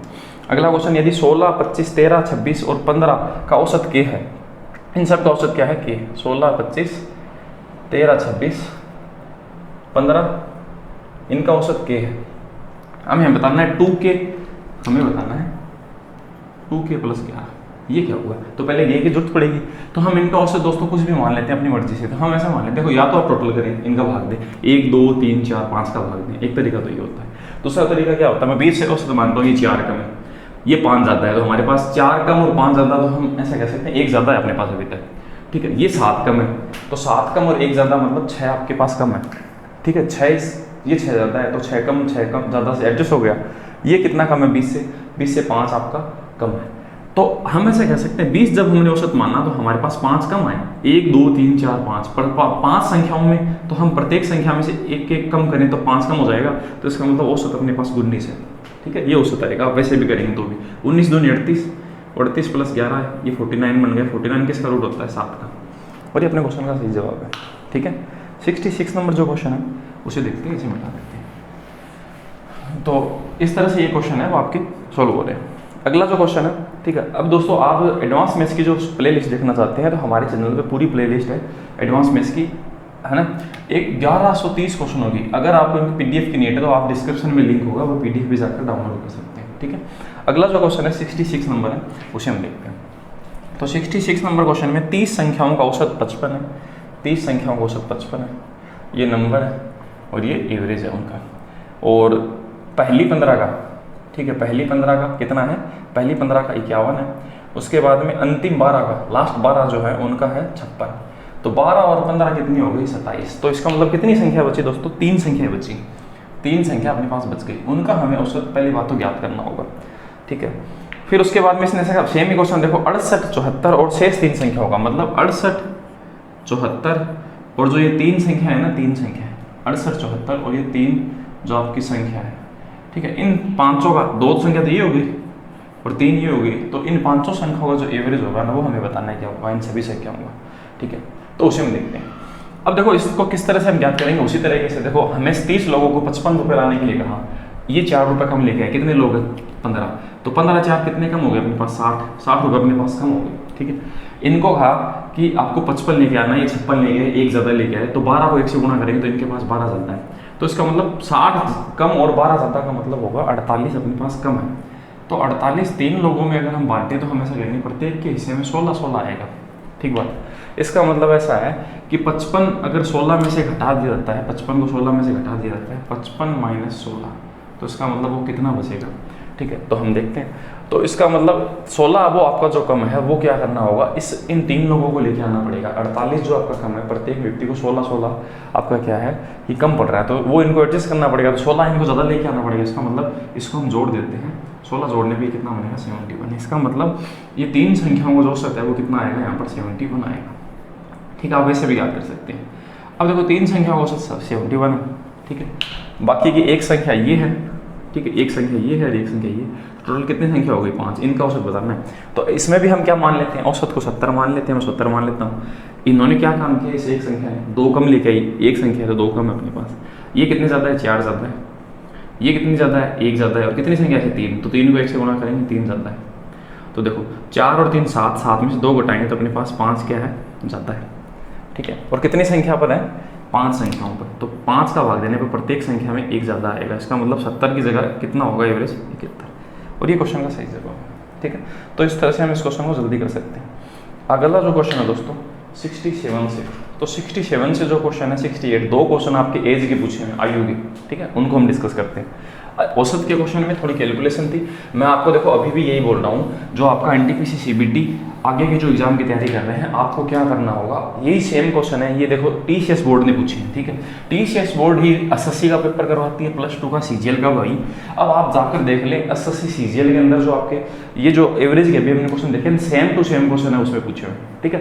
तो अगर आप उन पेपर सेट को निकाल लेंगे ना तो आपकी ये एक अच्छी तैयारी हो जाएगी। अगला क्वेश्चन है 67 नंबर, किरण की शादी 20 वर्ष पूर्व हुई थी, आज किरण की आयु और शादी के समय की आयु का 11/7 गुना है, मतलब 11/7 गुना है। ये एक औसत है, ये अनुपात है, सॉरी किस चीज़ का, आज और शादी का, शादी के समय, ठीक है, शादी, हाँ, तो शादी के समय और आज का ये रेशियो है। तो आज 11 है और शादी के समय क्या थी 7, ऐसे फिर आज का 11 रेशियो, शादी के समय 7। अब बताइए इनमें कितना फर्क है 4 का, और ये कितना वर्ष बता रही है 20 वर्ष, 20 वर्ष पहले हुई थी शादी, हम कहेंगे 4 के बराबर मल्टीप्लाई करेंगे। हाँ 10 वर्ष बाद किरण की आयु कितनी होगी, तो पहले हमें वर्तमान आज की बतानी होगी, ठीक है। तो आज हम कितने से गुणा करेंगे 11 से 5 बार, 5 4 5 11 5 55 वर्ष अब की उम्र है।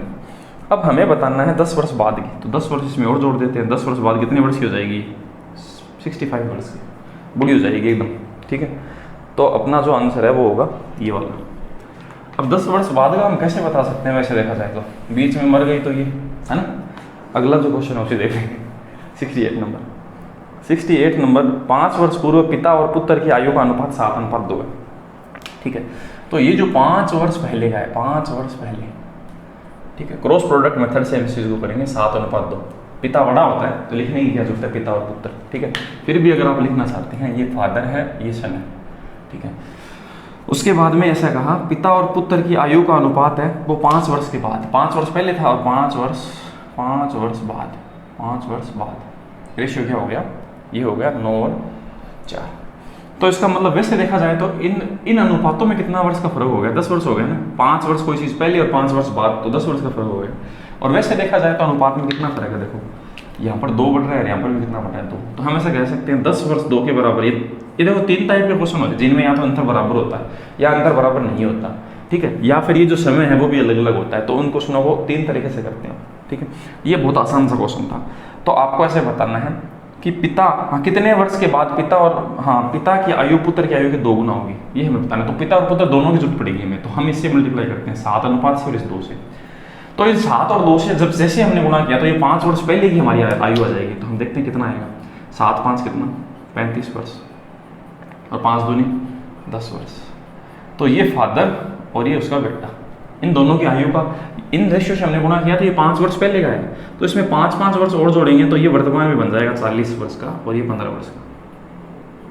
ठीक है, ये वर्तमान उम्र है। अब हमसे क्वेश्चन ऐसा पूछा गया कि कितने वर्ष के बाद पिता की आयु पुत्र की आयु के 2 गुने होगी, कितने वर्ष के बाद। ठीक है, तो अपने देखो ऐसा है कि अगर आप इसमें 10 जोड़ देंगे, ऑप्शन अपना 10 है तो ये 50 हो गया और ये कितना हो गया 25। तो आप बताएं क्या ये 2 गुना नहीं हो गया, क्या हो गया नहीं। तो इस क्वेश्चन का आंसर 10 वर्ष होगा।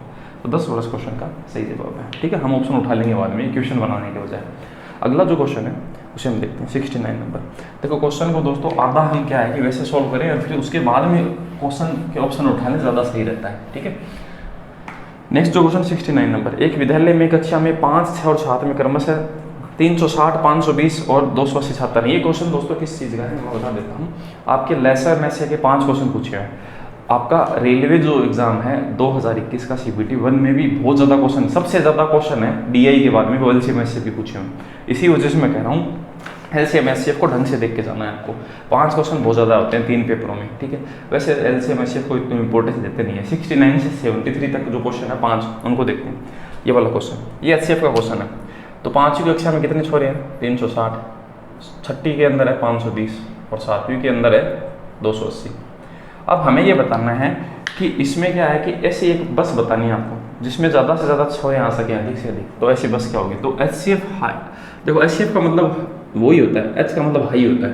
तो अधिक से अधिक आपको संख्या पूछे इसमें HCF ज्ञात करते हैं। अब हम कम से कम संख्या का अंतर, इन दोनों में कम से कम अंतर है तो इनका अंतर करते हैं। कितना आएगा, इनका अंतर आएगा अपने पास 80 आएगा। ठीक बात है। अब देखो 80 है, क्या इनमें 80 का भाग जाता है कि नहीं जाता, इसमें नहीं जाता। देखो हमने सबसे कम, देखो इनका भी अंतर कर सकते थे पर हमने कम अंतर वाली संख्या देखी इन दोनों का, उनका अंतर आता है कितना 80, पर 80 का तो इसमें भाग नहीं जा रहा। अब आप बताएं 80 का मल्टीपल छोटा कौन होता है, 40 होता है। इसमें भी जाता है, इसमें भी जाता है, इसमें भी, जो 40 सही जवाब हो गया। ठीक है, हमने ऑप्शन में से इसको उठाया और क्वेश्चन का जवाब दे दिया। 80 का छोटा मल्टीपल, दूसरा मल्टीपल 2 × 40 ही तो होता है, तो 40 का भाग जा रहा है तो इसका मतलब ये क्वेश्चन का सही जवाब होगा। 70 नंबर क्वेश्चन है, उसे देखते हैं। 70 नंबर में दोस्तों क्या लिखा हुआ है, मान लीजिए n है भाई छोटी छोटी संख्या है जो 15 25 35 40 और 42 से विभाजित करने में प्रत्येक स्थिति में एक शेषफल प्राप्त होता है। यदि n है वो 271 से विभाजित है, n के अंकों का योग हमें बताना है। ठीक है, ये एक अच्छा क्वेश्चन है दोस्तों। ठीक है, तो इसका मतलब 15 25 35 40 और 42 से वो संख्या विभाजित होनी चाहिए और शेष कितना बचना चाहिए, हमेशा 1। दूसरी बात और ये और कि आपका वो संख्या है ना वो आपकी किससे विभाजित होनी चाहिए, तो 271 से और विभाजित होनी चाहिए, ये और नियम लगना चाहिए। तो ये जो संख्या आएगी ना उसके अंकों का योग हमें बताना है क्या होगा। ठीक है, ये एक अच्छा क्वेश्चन, उसे देखते हैं। तो इसका मतलब इसका जो आंसर है वो क्या होगा दोस्तों, इसका आंसर ये होगा कि इन सब का तो आप LCM ज्ञात करेंगे, पहले आप LCM ज्ञात करेंगे। ठीक है, और उसमें से आपका क्या है 1 बचना चाहिए अगर आप 271 का भाग इसमें देते हैं तब। ठीक है, इन सब का क्या है कि आपका ऐसी एक संख्या बतानी है जिनको इनमें से विभाजित करने पर वो क्या है कि 1 शेषफल भी हो जाए और 271 से भी विभाजित हो। ठीक है, तो हम पहले इनका LCM ज्ञात करेंगे इन सब का, 15, 25 और इनका, तो इनका जो एलसीएम है वो कितना होता है, तो हम ऐसे मान लेते हैं इनका एलसीएम है वो 6 × 7 42 है, 42 एलसीएम मान लेता हूँ, ठीक है। अब 42 है तो ये 8, ये किससे बना हुआ है, ये बना हुआ है 5 × 8 से, तो क्या इसके पास 5 है, नहीं है। अब 8 और देखते हैं, 8 को बनाने के लिए 2 बार 2 × 2 × 2 3 की जरूरत पड़ती है, 1 2 तो इसके पास है, ठीक है। तो हम क्या करेंगे, इसे 2 मल्टीप्लाई करते हैं 2 2 से, इसका मतलब होता है 7 × 5 इसके पास अवेलेबल है, 5 का मतलब 5 × 5, पर इसके पास एक ही 5 है, दूसरा 5 और देते हैं, 5 का मतलब 5 × 3, 3 इसमें से मिल जाएगा, तो ये बन गया एलसीएम 25 4 100 42, तो अपने पास जो एलसीएम होगा वो होगा 4200, ये इनका लेसर होगा, ठीक है। अब दोस्तों लेसर तो ये बन गया, अब इसमें क्या है कि अपना एक शेष बचना चाहिए, तो हम इस चीज़ को ऐसे लिखेंगे 4200 के +1 बट्टे 271, तभी ये चीज़ का भाग जा पाएगा। अगर हम ऐसे लिख दें ना 4201 फिर 271 से इसमें भाग देके देखें तो सही नहीं हो पाएगा। तो 4200 के साथ में हम के लिखेंगे, मतलब 4200 की वो संख्या 2 गुना 3 गुना कितनी गुना भी हो सकती है, अगर आप उनका भाग देंगे उसमें पूरा भाग जाएगा, और एक आप जोड़ के रखेंगे तो पहले से शेष बचता रहेगा, ठीक बात है, और वो 271 से डिविजिबल होनी चाहिए। अब दोस्तों हम इसमें क्या करते हैं, 4200 में क्या करते हैं, 4200 के अंदर हम 2700 का भाग देते हैं 271 का, के नहीं लिखेंगे हम, ठीक है। इसमें इसका भाग देंगे तो 27 एकम 27, ये बन गया, फिर 9 आ गया, फिर इसमें से हम घटाते हैं 8, तो ये 4 बन गया, 149 बचा, यहाँ पर 0 लिखते हैं। इसमें इसका भाग है वो कितनी बार जाता है ये देखते हैं, ठीक है। तो इसमें इसका भाग है वो ये बचाएगा लगभग 3 से 3 8 हाँ 3 5 3 15 लगभग 5 बार, तो 5 बार देखे देखते हैं, 5 7 5 35 हासिल के 3 और 5 3 हाँ 5 2 10 होते 13, ठीक है। और ये अपने पास बच गया कितना, हाँ 5 बच गया, और उसके बाद में 6 घटाएंगे तो 3 बच गया, 135, ठीक है। तो इसका मतलब ऐसा है कि 100 यहाँ तक क्या है कि 135 शेष बचेगा और बाकी तक तो भाग जाएगा। तो इसका मतलब दोस्तों क्या हम ऐसा कह सकते हैं कि ये जो आपकी संख्या जहाँ तक के हमें नहीं पता कहाँ तक भाग जाएगा, प्लस उसमें 135 के शेष बचेगा, 4200 तक हमें उसकी क्या जरूरत पड़ेगी, हमें उसकी जरूरत नहीं पड़ेगी, इसलिए मैंने उसको ऐसे लिख दिया, ठीक है, कहाँ तक भाग जाएगा, ठीक है। तो हमारे देखो 15 तक भाग गया, तो हम इस चीज़ को ऐसे लिख देंगे 271 × 15 की, है ना, जो भी संख्या बनेगी उसमें क्या लिख दे 135 की, तो ये पूरी संख्या बन जाएगी 4200 की, ठीक है। इसमें आपके पास क्या बचना चाहिए 1, और ये 271 से मल्टीप्लाई भी होना चाहिए। अब देखो हमें ये पता है कि इसका भाग है इसमें तो जा रहा है, अगर इसमें और इसमें जाएगा तो इसका मतलब दोनों को मिलाकर जाएगा तो भाग चला जाएगा। अब k की वैल्यू दोस्तों आप 2 लेके देखें, 2, अगर k की वैल्यू में 2 रखता हूँ तो इसका मतलब ऐसा है, इसका इससे मल्टीप्लाई 270 होता है, 270 है 71, इसमें 271 का भाग जाएगा, तो k का मान 2 आएगा, इस तरह से हमें रख के देखना पड़ेगा। अब दोस्तों k की वैल्यू 2 आई, तो अब ये संख्या कौन सी बनेगी ये हम देखते हैं, तो हम k की भी जगह हम ये रखते हैं, हमारे पास जो यही तो रिजल्ट आया, इसमें हम k की वैल्यू रखते हैं, तो 4200 को 2 से गुना करेंगे तो आएगा 8400 + 1, ठीक है। ये अपने क्वेश्चन का सही जवाब होगा, तो ये आएगा कितना, हाँ ये आएगा 8401, इनको हम जोड़ते हैं 8 4 12 और कितना हो गया 13, तो 13 अपने दोस्तों क्वेश्चन का क्या होगा सही जवाब होगा, ठीक है। तो हम देखते हैं कौन से ऑप्शन में, हाँ 13 जो है वो अपना 4 नंबर ऑप्शन में लिखा है, ठीक है। तो एक अच्छा क्वेश्चन था जिस तरह से ये क्वेश्चन पूछा। अगला जो क्वेश्चन उसे देखते हैं, ये मैं मिटा देता हूँ, इसमें थोड़ी कैलकुलेशन ज़्यादा थी दोस्तों। नेक्स्ट जो क्वेश्चन है 71 नंबर, इसमें आपको लिखा हुआ है k की बड़ी से बड़ी संख्या ज्ञात कीजिए तो इन सब से विभाजित है, 29 इनमें हमें 80 बताना है, बड़ी से बड़ी संख्या 80 होती है, इस चीज़ का हमें 80 बताना है। तो हम क्या करेंगे, पहले अंतर करेंगे, ठीक है, इन दो संख्याओं का हम अंतर करते हैं, ठीक है। हम इसको 3000 मान लेते हैं, 3000, ठीक है, क्योंकि 4 ही तो कम है, तो 4 और जोड़ देंगे, फिर 3000 घटाते हैं इसमें से 3000 घटाएंगे तो क्या आएगा 1752। अब इसमें हम 4 और जोड़ते हैं तो 1756 ही तो बनेगा, ठीक है। अब इसे देखते हैं, इसको घटाते हैं, इसको इसमें से घटाया तो 3 बना, ये घटाया तो 7 और 5 12, ठीक है, ये 0 और ये 3, ये बना 3 0 7 3, जोड़ के देखते हैं 3 2 5 7 5 12 2 8, हाँ सही एकदम से, कोई दिक्कत नहीं। अब हम इनका अंतर और कर लेते हैं, एक बार अंतर का अंतर या फिर से कर लेते हैं, इनका जो अंतर है, अंतर का अंतर वो कितना आया, इसमें हम देखते हैं 7, ठीक है, और ये घटाते हैं 6 तो 1 बचा, और ये घटाते हैं तो कितना बचा 13 बन गया। हम दोस्तों क्या करते हैं, इस अंतर को, और देखो इनका अंतर करेंगे तो फिर से अंतर ज़्यादा आ जाएगा, तो हम इन दोनों का अंतर और करते हैं एक बार, ठीक है, ताकि हमारे पास आंसर आ जाए। तो इसका अंतर करते हैं तो ये कितना आएगा, 16 में से 7 घटाने पर 9 बचेगा, ठीक है, ये घटाने पर 2 घटाने पर कितना बन जाएगा, ये बन जाएगा 2 घटाने पर 3 बन जाएगा, और यहाँ पे बन जाएगा 4, ठीक है। अब ये बनना 439, ठीक है। अब 439 का आप इसमें भाग देंगे तो भी भाग जाएगा, इसमें देंगे तो भी जा रहा है, इसमें देंगे तो भी जा रहा है। तो हम क्या करेंगे, हमें पूछा है ये जो संख्या है ना n, उसके अंकों का गुणा क्या होगा, 9 3 27 4 कितना होता है 108, और ये अपने क्वेश्चन का सही जवाब है। इसी तरह से ये क्वेश्चन पूछा हुआ है। ठीक है, अगला जो क्वेश्चन है पेचीदा कैलकुलेशन है और कुछ भी नहीं है। 72 नंबर जो क्वेश्चन है उसे देखते हैं, इसे मैं मिटा देता हूँ। ठीक है, तो 72 नंबर क्वेश्चन, हाँ इसमें भी आपको क्या पूछा हुआ है, एचसीएफ पूछा हुआ है, एचसीएफ के अक्ष के अंकों का योगफल बताना है। तो सेम वही क्वेश्चन है, 1683, 2244 और 5059। तो हम अंतर करेंगे, इनमें भी अंतर करेंगे। ठीक है, अंतर तो हाँ, और अंकों का योगफल बताना है इस बार योग करना है, टोटल करना है। तो इसमें से ये घटाएंगे तो कितना बनेगा, 1 6 5 561।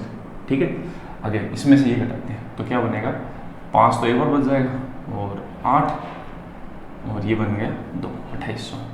इसको इसमें से घटाते हैं। ठीक है, अब दोस्तों क्या है कि हमें क्या है कि ऐसे बताना है। अब 561 है, ठीक है, अगर मैं इसे 3 से गुणा करूँ, इसे 3 से, ठीक है, यहीं से पता चल जाएगा। देखो आप इसे 3 से गुणा करो, 3 एकम 3 6 3 18 और 5 3 15 1 16, इसमें बाजार है। इसे 4 से गुणा करो, 4 एकम 4 6 4 24 5 4 20 2 22 जा रहा है, इसमें भी जा रहा है, 9 बार जा रहा है। तो इसका मतलब यही इसका एचसीएफ होगा, क्योंकि इनका अंतर बहुत ज़्यादा हो रहा है। तो 561 से ही ये सेटिस्फाई हो रहा है। इनका योग करना है, तो इनका योग करने पे 5 + 6 + 1 बराबर कितना हो रहा है, 12। ये क्वेश्चन का सही जवाब है। 73 नंबर आखिरी क्वेश्चन एचसीएफ का। एचसीएफ से देखो कितने क्वेश्चन पूछे हुए हैं, अच्छे क्वेश्चन, ऐसी बात नहीं है। ठीक है, इनका आपको एचसीएफ बताना है। 245 175 385। इनका हमने अंतर किया, कितना आया, इनका अंतर आएगा 70 आएगा, इनका अंतर है वो आएगा कितना 10 210। ठीक है, इनका अंतर करेंगे कितना आएगा, हम जरूरत ही नहीं, देखो 70 सबसे कम अंतर, इनका अंतर करेंगे 70, ऐसे ही अंतर आ रहा है। अब आप बताएं 70 का इसमें भाग जा रहा है नहीं जा रहा, तो 70 का छोटा मल्टीपल होता है 35, 35 का इसमें भी जा रहा है, इसमें भी जा रहा है, इसमें भी जा रहा है, तो 35 क्वेश्चन का सही जवाब है। आप ऑप्शन में उसे भी देख सकते थे। ठीक है, तो 35 क्वेश्चन का सही जवाब होगा। अब दोस्तों आगे के जो क्वेश्चन होंगे ना वो आपके होंगे डीआई के। डीआई का प्रत्येक बार है एक क्वेश्चन पूछा हुआ है, हर शिफ्ट में एक क्वेश्चन पूछा हुआ है। ठीक है, और बाकी के उसके बाद में सांख्यिकी है, स्टैटिस्टिक्स के क्वेश्चन है 6 पूछे हुए हैं, तो उनको हम देखते हैं। तो 3 क्वेश्चन जो आपके डीआई के पूछे हुए हैं उनको हम सॉल्व करते हैं। तो दोस्तों पहला क्वेश्चन है 2001 में बेच में, है ना, आपकी स्क्रीन पर 74 नंबर है। हाँ, उसमें 2001 में बेच 2 में प्रशिक्षित उम्मीदवार की संख्या। ठीक है, तो देखते हैं 2001 में कितने लोग हैं। 2001 में बेच नंबर सेकंड में, 2001 में बेच नंबर सेकंड में 144 लोग हैं। ठीक है, उनकी जो संख्या है 2005 में बेच 5 में, तो 2005 में हम बेच 5 देखते हैं। 2005 में बेच 5 में 90 लोग हैं, 90। ठीक है, किस संख्या से कितने % अधिक थी। ठीक है, इस संख्या से कितने % अधिक थे ये बताना है। तो ये कितना ज़्यादा है, इससे हम देखते हैं 54। और किससे बताना है, इससे। ठीक है, बेस 5 से जिसके साथ में लगाओ वो नीचे आएगा, इंटू 100 करेंगे तो कितना % आ रहा है, 60%। ये क्वेश्चन का सही जवाब है। कितना आसान सा क्वेश्चन है डीआई का। ठीक है, तो मेन चीज़ यही है दोस्तों, कई क्वेश्चन में कैलकुलेशन है, कई क्वेश्चन में कैलकुलेशन बिल्कुल भी नहीं है। इनमें देखो कुछ भी नहीं है डीआई क्वेश्चन में। डीआई के अच्छे आसान से क्वेश्चन है। दोनों कंपनी द्वारा, अगला क्वेश्चन है 75। ठीक है, दोनों कंपनी द्वारा कुल मिलाकर वेतन पर किया गया व्यय।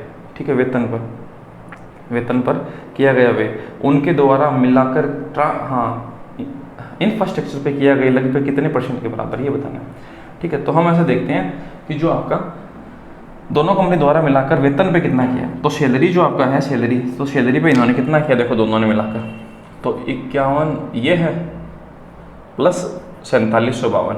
ब्लू वाली कंपनी ने ये किया, रेड वाली ने ये किया वेतन पे। ठीक है, और इंफ्रास्ट्रक्चर पे आपका इंफ्रास्ट्रक्चर पे है, इसने तो किया ब्लू वाले ने 7310 और इसने किया 5598, ये खर्चा किया इन्होंने। ठीक है, इनको हम क्या करते हैं, जोड़ते हैं। इनको हम जोड़ते हैं, इनको जोड़ने पे क्या आएगा, 7 और 2 9, 5 और 1 6, 7 और 1 8, 5 6 9, ये 9800 आया। इसको हम देखते हैं, इसको ये 8 9 और 1 10 हासिल, 1 5 3 8 1 9, 7 और 5 12, ये इतना है। तो देखो इनको हम थोड़ा बढ़ा लेते हैं ताकि कैलकुलेशन आसान हो जाए। जैसे 99 बोल दें और इसे हम क्या बोल दें, 99, हाँ, और 2 0 9900, और इसे हम 12 ने बोल के 13,000 बोल दें, 12,000 के 13,000 के आसपास ये है। अब हमें ऐसा बताना है कि लगभग कितना % है। ठीक है, इंफ्रास्ट्रक्चर के व्यय, हाँ, के कितना % है, मतलब इसके ये वाला जो हिस्सा है वो कितना % हिस्सा है। तो देखो इसको हम 2 0 को 2 0 से पहले काट लें। हम ऐसे बताना है 99 है वो 130 का कितना % हिस्सा है, बस इतना बताना। ठीक है, हमें पता चलता है कि हमने 0 0 काट ली। तो 13 का भाग इसमें देंगे तो 13 7 13 7 91, शेष बच गया 8, ठीक है। 13 6 78 होता है, तो 76 के लगभग है वो आपका जा रहा है, और ये क्वेश्चन का सही जवाब है, ठीक है। लगभग में क्वेश्चन पूछा है और ये अपने क्वेश्चन का सही जवाब है। अब दोस्तों 76 नंबर जो क्वेश्चन है, ठीक है, उसमें आपको देखो ऐसा पूछा है, निम्न में से किस वर्ष के दौरान जो आपका वार्षिक प्रतिशत लाभ है वो ग्राफ में प्रदर्शित सभी वर्षों के दौरान हुए औसत वार्षिक के निकट था, मतलब औसत जो है उसके निकट आना चाहिए। तो पहले तो इसका औसत निकाल लेंगे। तो औसत दोस्तों क्या है, 40 है, 55 है, 45 65 70 ये है। तो 40 55 45 वैसे लिखने की जरूरत नहीं होती, 65 70 और कितना 70 और 60 ये आपकी संख्या है, उनका हम औसत देखते हैं। तो इनका औसत 50 मान लेते हैं, ये 10 कम है, ये 5 ज़्यादा है, तो अपने पास 5 कम है, भी 5 इसके पास भी कम है, तो 5 5 कितने, देखो अगर 50 औसत मानते हैं, ये दोनों तो एडजस्ट हो गए, 5 इसने इसको दे दिए तो दोनों 50 बन गए, ये 10 कम है, ठीक है। तो ये अपना कितना ज़्यादा है, 15 ज़्यादा है, तो 10 कम 15 ज़्यादा, 5 ज़्यादा है अपने पास, ये 70 20 ज़्यादा, तो 5 और 20 25 ज़्यादा, ये 10 ज़्यादा, तो अपने पास 35 ज़्यादा हो गए। 1 2 3 4 5 6, अगर हम 35 में 6 का भाग दें तो लगभग 6 बार जाता है। तो हमने जो औसत माना था 50, उसमें हम 6 जोड़ देंगे तो इसका मतलब औसत कितना हो जाएगा, लगभग 56 के आसपास होगा। हमें लगभग में लेना है। अब आप बताएं 56 के आसपास कौन सा जो साल है वो है, 55 वाला आपको दिखाई दे रहा है, 55 वाला बिंदु इस तरह से दिखाई दे रहा है ना, वो कौन से में, 2008 में। तो 2008 इस क्वेश्चन का सही जवाब है, ठीक, बहुत आसान सा क्वेश्चन था, औसत का ही था एक तरह से।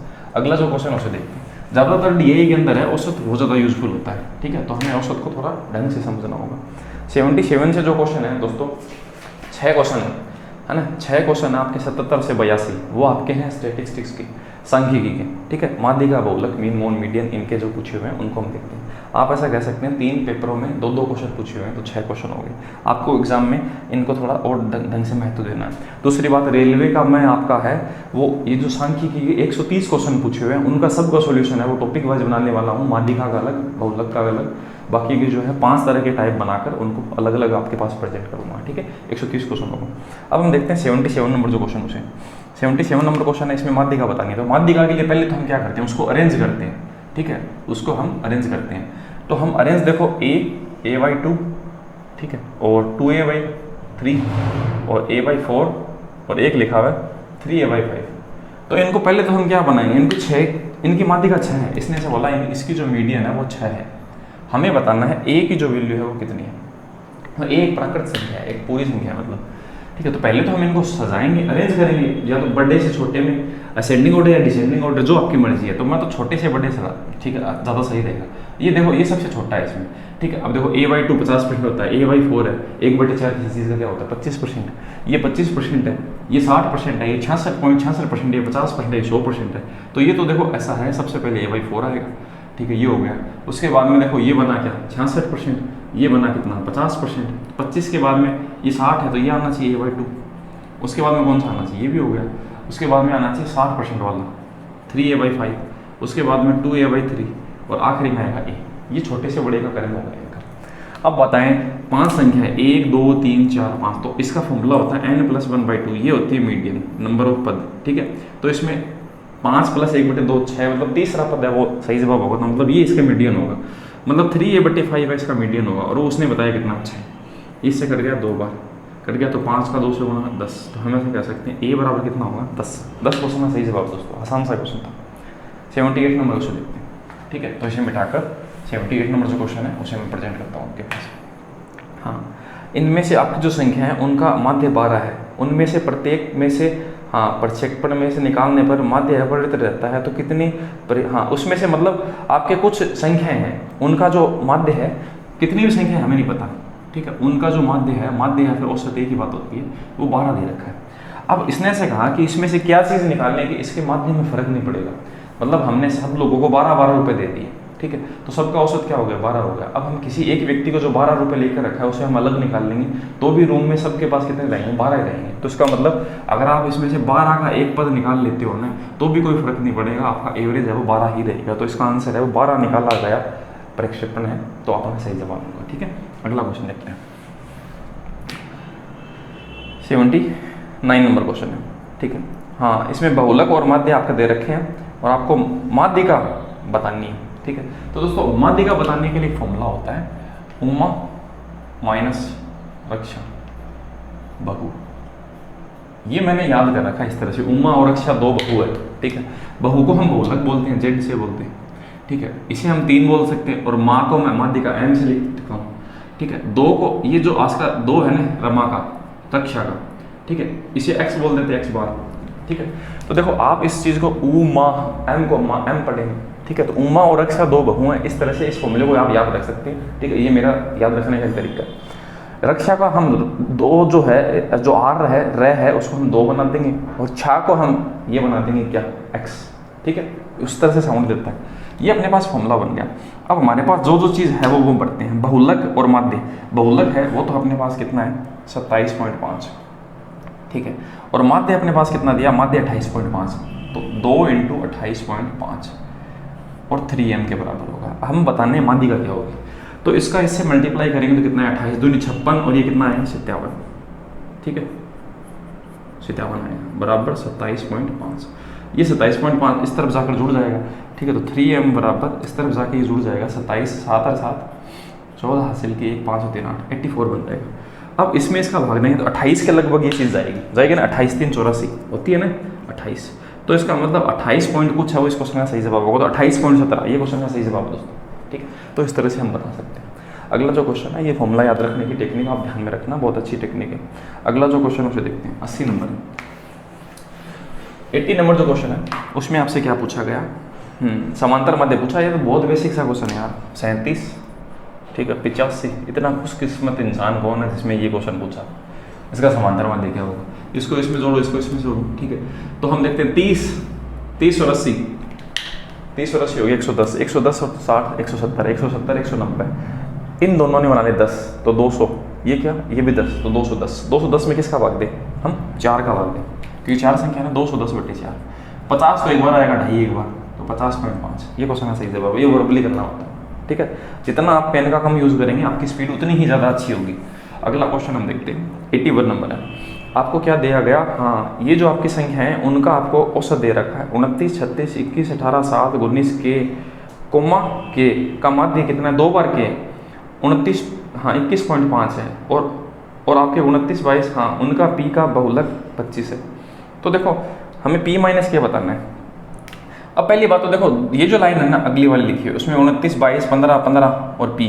ठीक है, तो इनमें देखो ऐसा है कि 29 22 15 15 22 18 21 पी और पी का बहुलक बराबर क्या है, 29 है।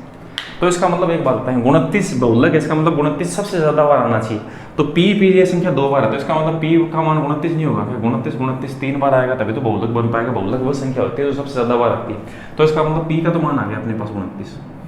ठीक है, अब हम देखते हैं हमारा जो के है जो इसने माध्य बोला है। ठीक है, जैसे कि इसने संख्या लिखी 29 36 21 18 7 और 19 और के है ना, इनका जो आपका माध्य है वो है, आपका माध्य मतलब एवरेज ही होता है, वो होता है 21.25 इसने से का। तो हमें से बताना है जो के है पी माइनस के, वो हमें बताना है।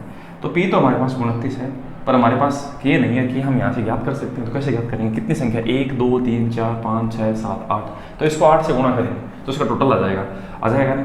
ठीक है, तो हम 8 से इसे मल्टीप्लाई करते हैं, तो 8 से करने पर ये कितना आएगा, 160। ठीक है, 160 + 10 170 आएगा दोस्तों ये। ठीक है, इसको इससे 20 से मल्टीप्लाई करेंगे तो कितना आएगा, ये बनेगा 160। 1.25 को 8 से मल्टीप्लाई करते हैं तो 10 बनता है वो, तो ये हो गया 170। ठीक है, अब हम इनको देखते हैं टोटल कितना होगा। ये दोस्तों हो गया 50। ठीक है, और इसे हम देखते हैं, ये हो गया 25। ठीक है, और ये हो गया कितना, ये हो गया अपने पास 55, हाँ 55 55 25 और 50, तो 55 और 25 और 50, तो ये कितना हो गया, 5 5 10 हासिल 1 6 2 8 8 5 13 130 170 में से घटाएंगे तो कितना बचेगा, 40। तो 40 आपके पास ये के 2 बार है, तो इसका मतलब 2 ये और है, तो इसका मतलब हम इसको 20 20 देंगे तभी तो ये बनेगा ना 20 20, तभी तो 40 बना पाएगा पूरा। तो इसका मतलब के की वैल्यू कितनी होगी दोस्तों, 20 20 इसमें से घटाने पर कितना बन रहा है, 9 क्वेश्चन का दोस्तों सही जवाब होगा। ठीक है, तो आसान सा क्वेश्चन था, इतना कोई पेचीदा था। अब आखिरी जो क्वेश्चन है, एवरेज तो निकालना है और क्या करना है। आखिरी जो क्वेश्चन है अपना इस वीडियो का, और दूसरी बात अपना जो स्टैटिस्टिक्स है उसका भी। उसके बाद में एडवांस में इसका एक वीडियो और बनेगा दोस्तों, उसको मैं है जल्दी ही आपके पास प्रेजेंट करके उसे फिनिश कर देंगे। अब इनका आपको बताना है बहुलक और माध्य का अंतर इन संख्याओं का। तो बहुलक क्या होता है, तो सबसे ज़्यादा बार आता है। तो इनमें सबसे ज़्यादा बार देखो इसमें क्या दिखाई दे रहा है, मुझे तो जेड है बहुलक 12 दिखाई दे रहा है, क्यों 12 सबसे ज़्यादा बार है, 12 3 बार है ना, और बाकी की संख्या इतनी बार नहीं आई। तो बहुलक तो हो गया 12। और माध्य क्या, माध्य इनका माध्य क्या होगा, इनको जोड़ते हैं 5 और 4 9 और 6 15, 15 और 7 कितना हो गया 22 और 8 30, 30 और 42 हो गया, हाँ 30 और 12 42, 42 और 10 52, 51, 51 में हम जोड़ देते हैं 24, 51 और 12 और 12 24 और 5 कितना 24 और 5 29, ये हो गया दोस्तों कितना 80, इसका टोटल हो गया। ठीक है, 80 में ये संख्या 10 है तो इसमें भाग देने पे 8 आ रहा है। अब बहुलक में से हमें क्या बताना, माध्य का घटानी है, तो मीडियन सॉरी वो आपका x बार समांतर माध्य, तो इसका मतलब 12 माइनस 8 हम कह सकते हैं 4, इसको समझ सही था। ठीक है, तो आप इन चीज़ों का में कैलकुलेशन और कुछ भी नहीं है, इन सबको आप जानते होंगे, ये कोई अलग चीज़ नहीं है। और दोस्तों इस वीडियो में हमने टोटल 45 क्वेश्चन है वो आपके अर्थमेटिक की किए हैं। ठीक है, पहले हमने एक वीडियो और बना रखा है आपका लेवल 6 और लेवल 4 का, उसे भी आप जाकर देख सकते हैं अगर आपने नहीं देखा है।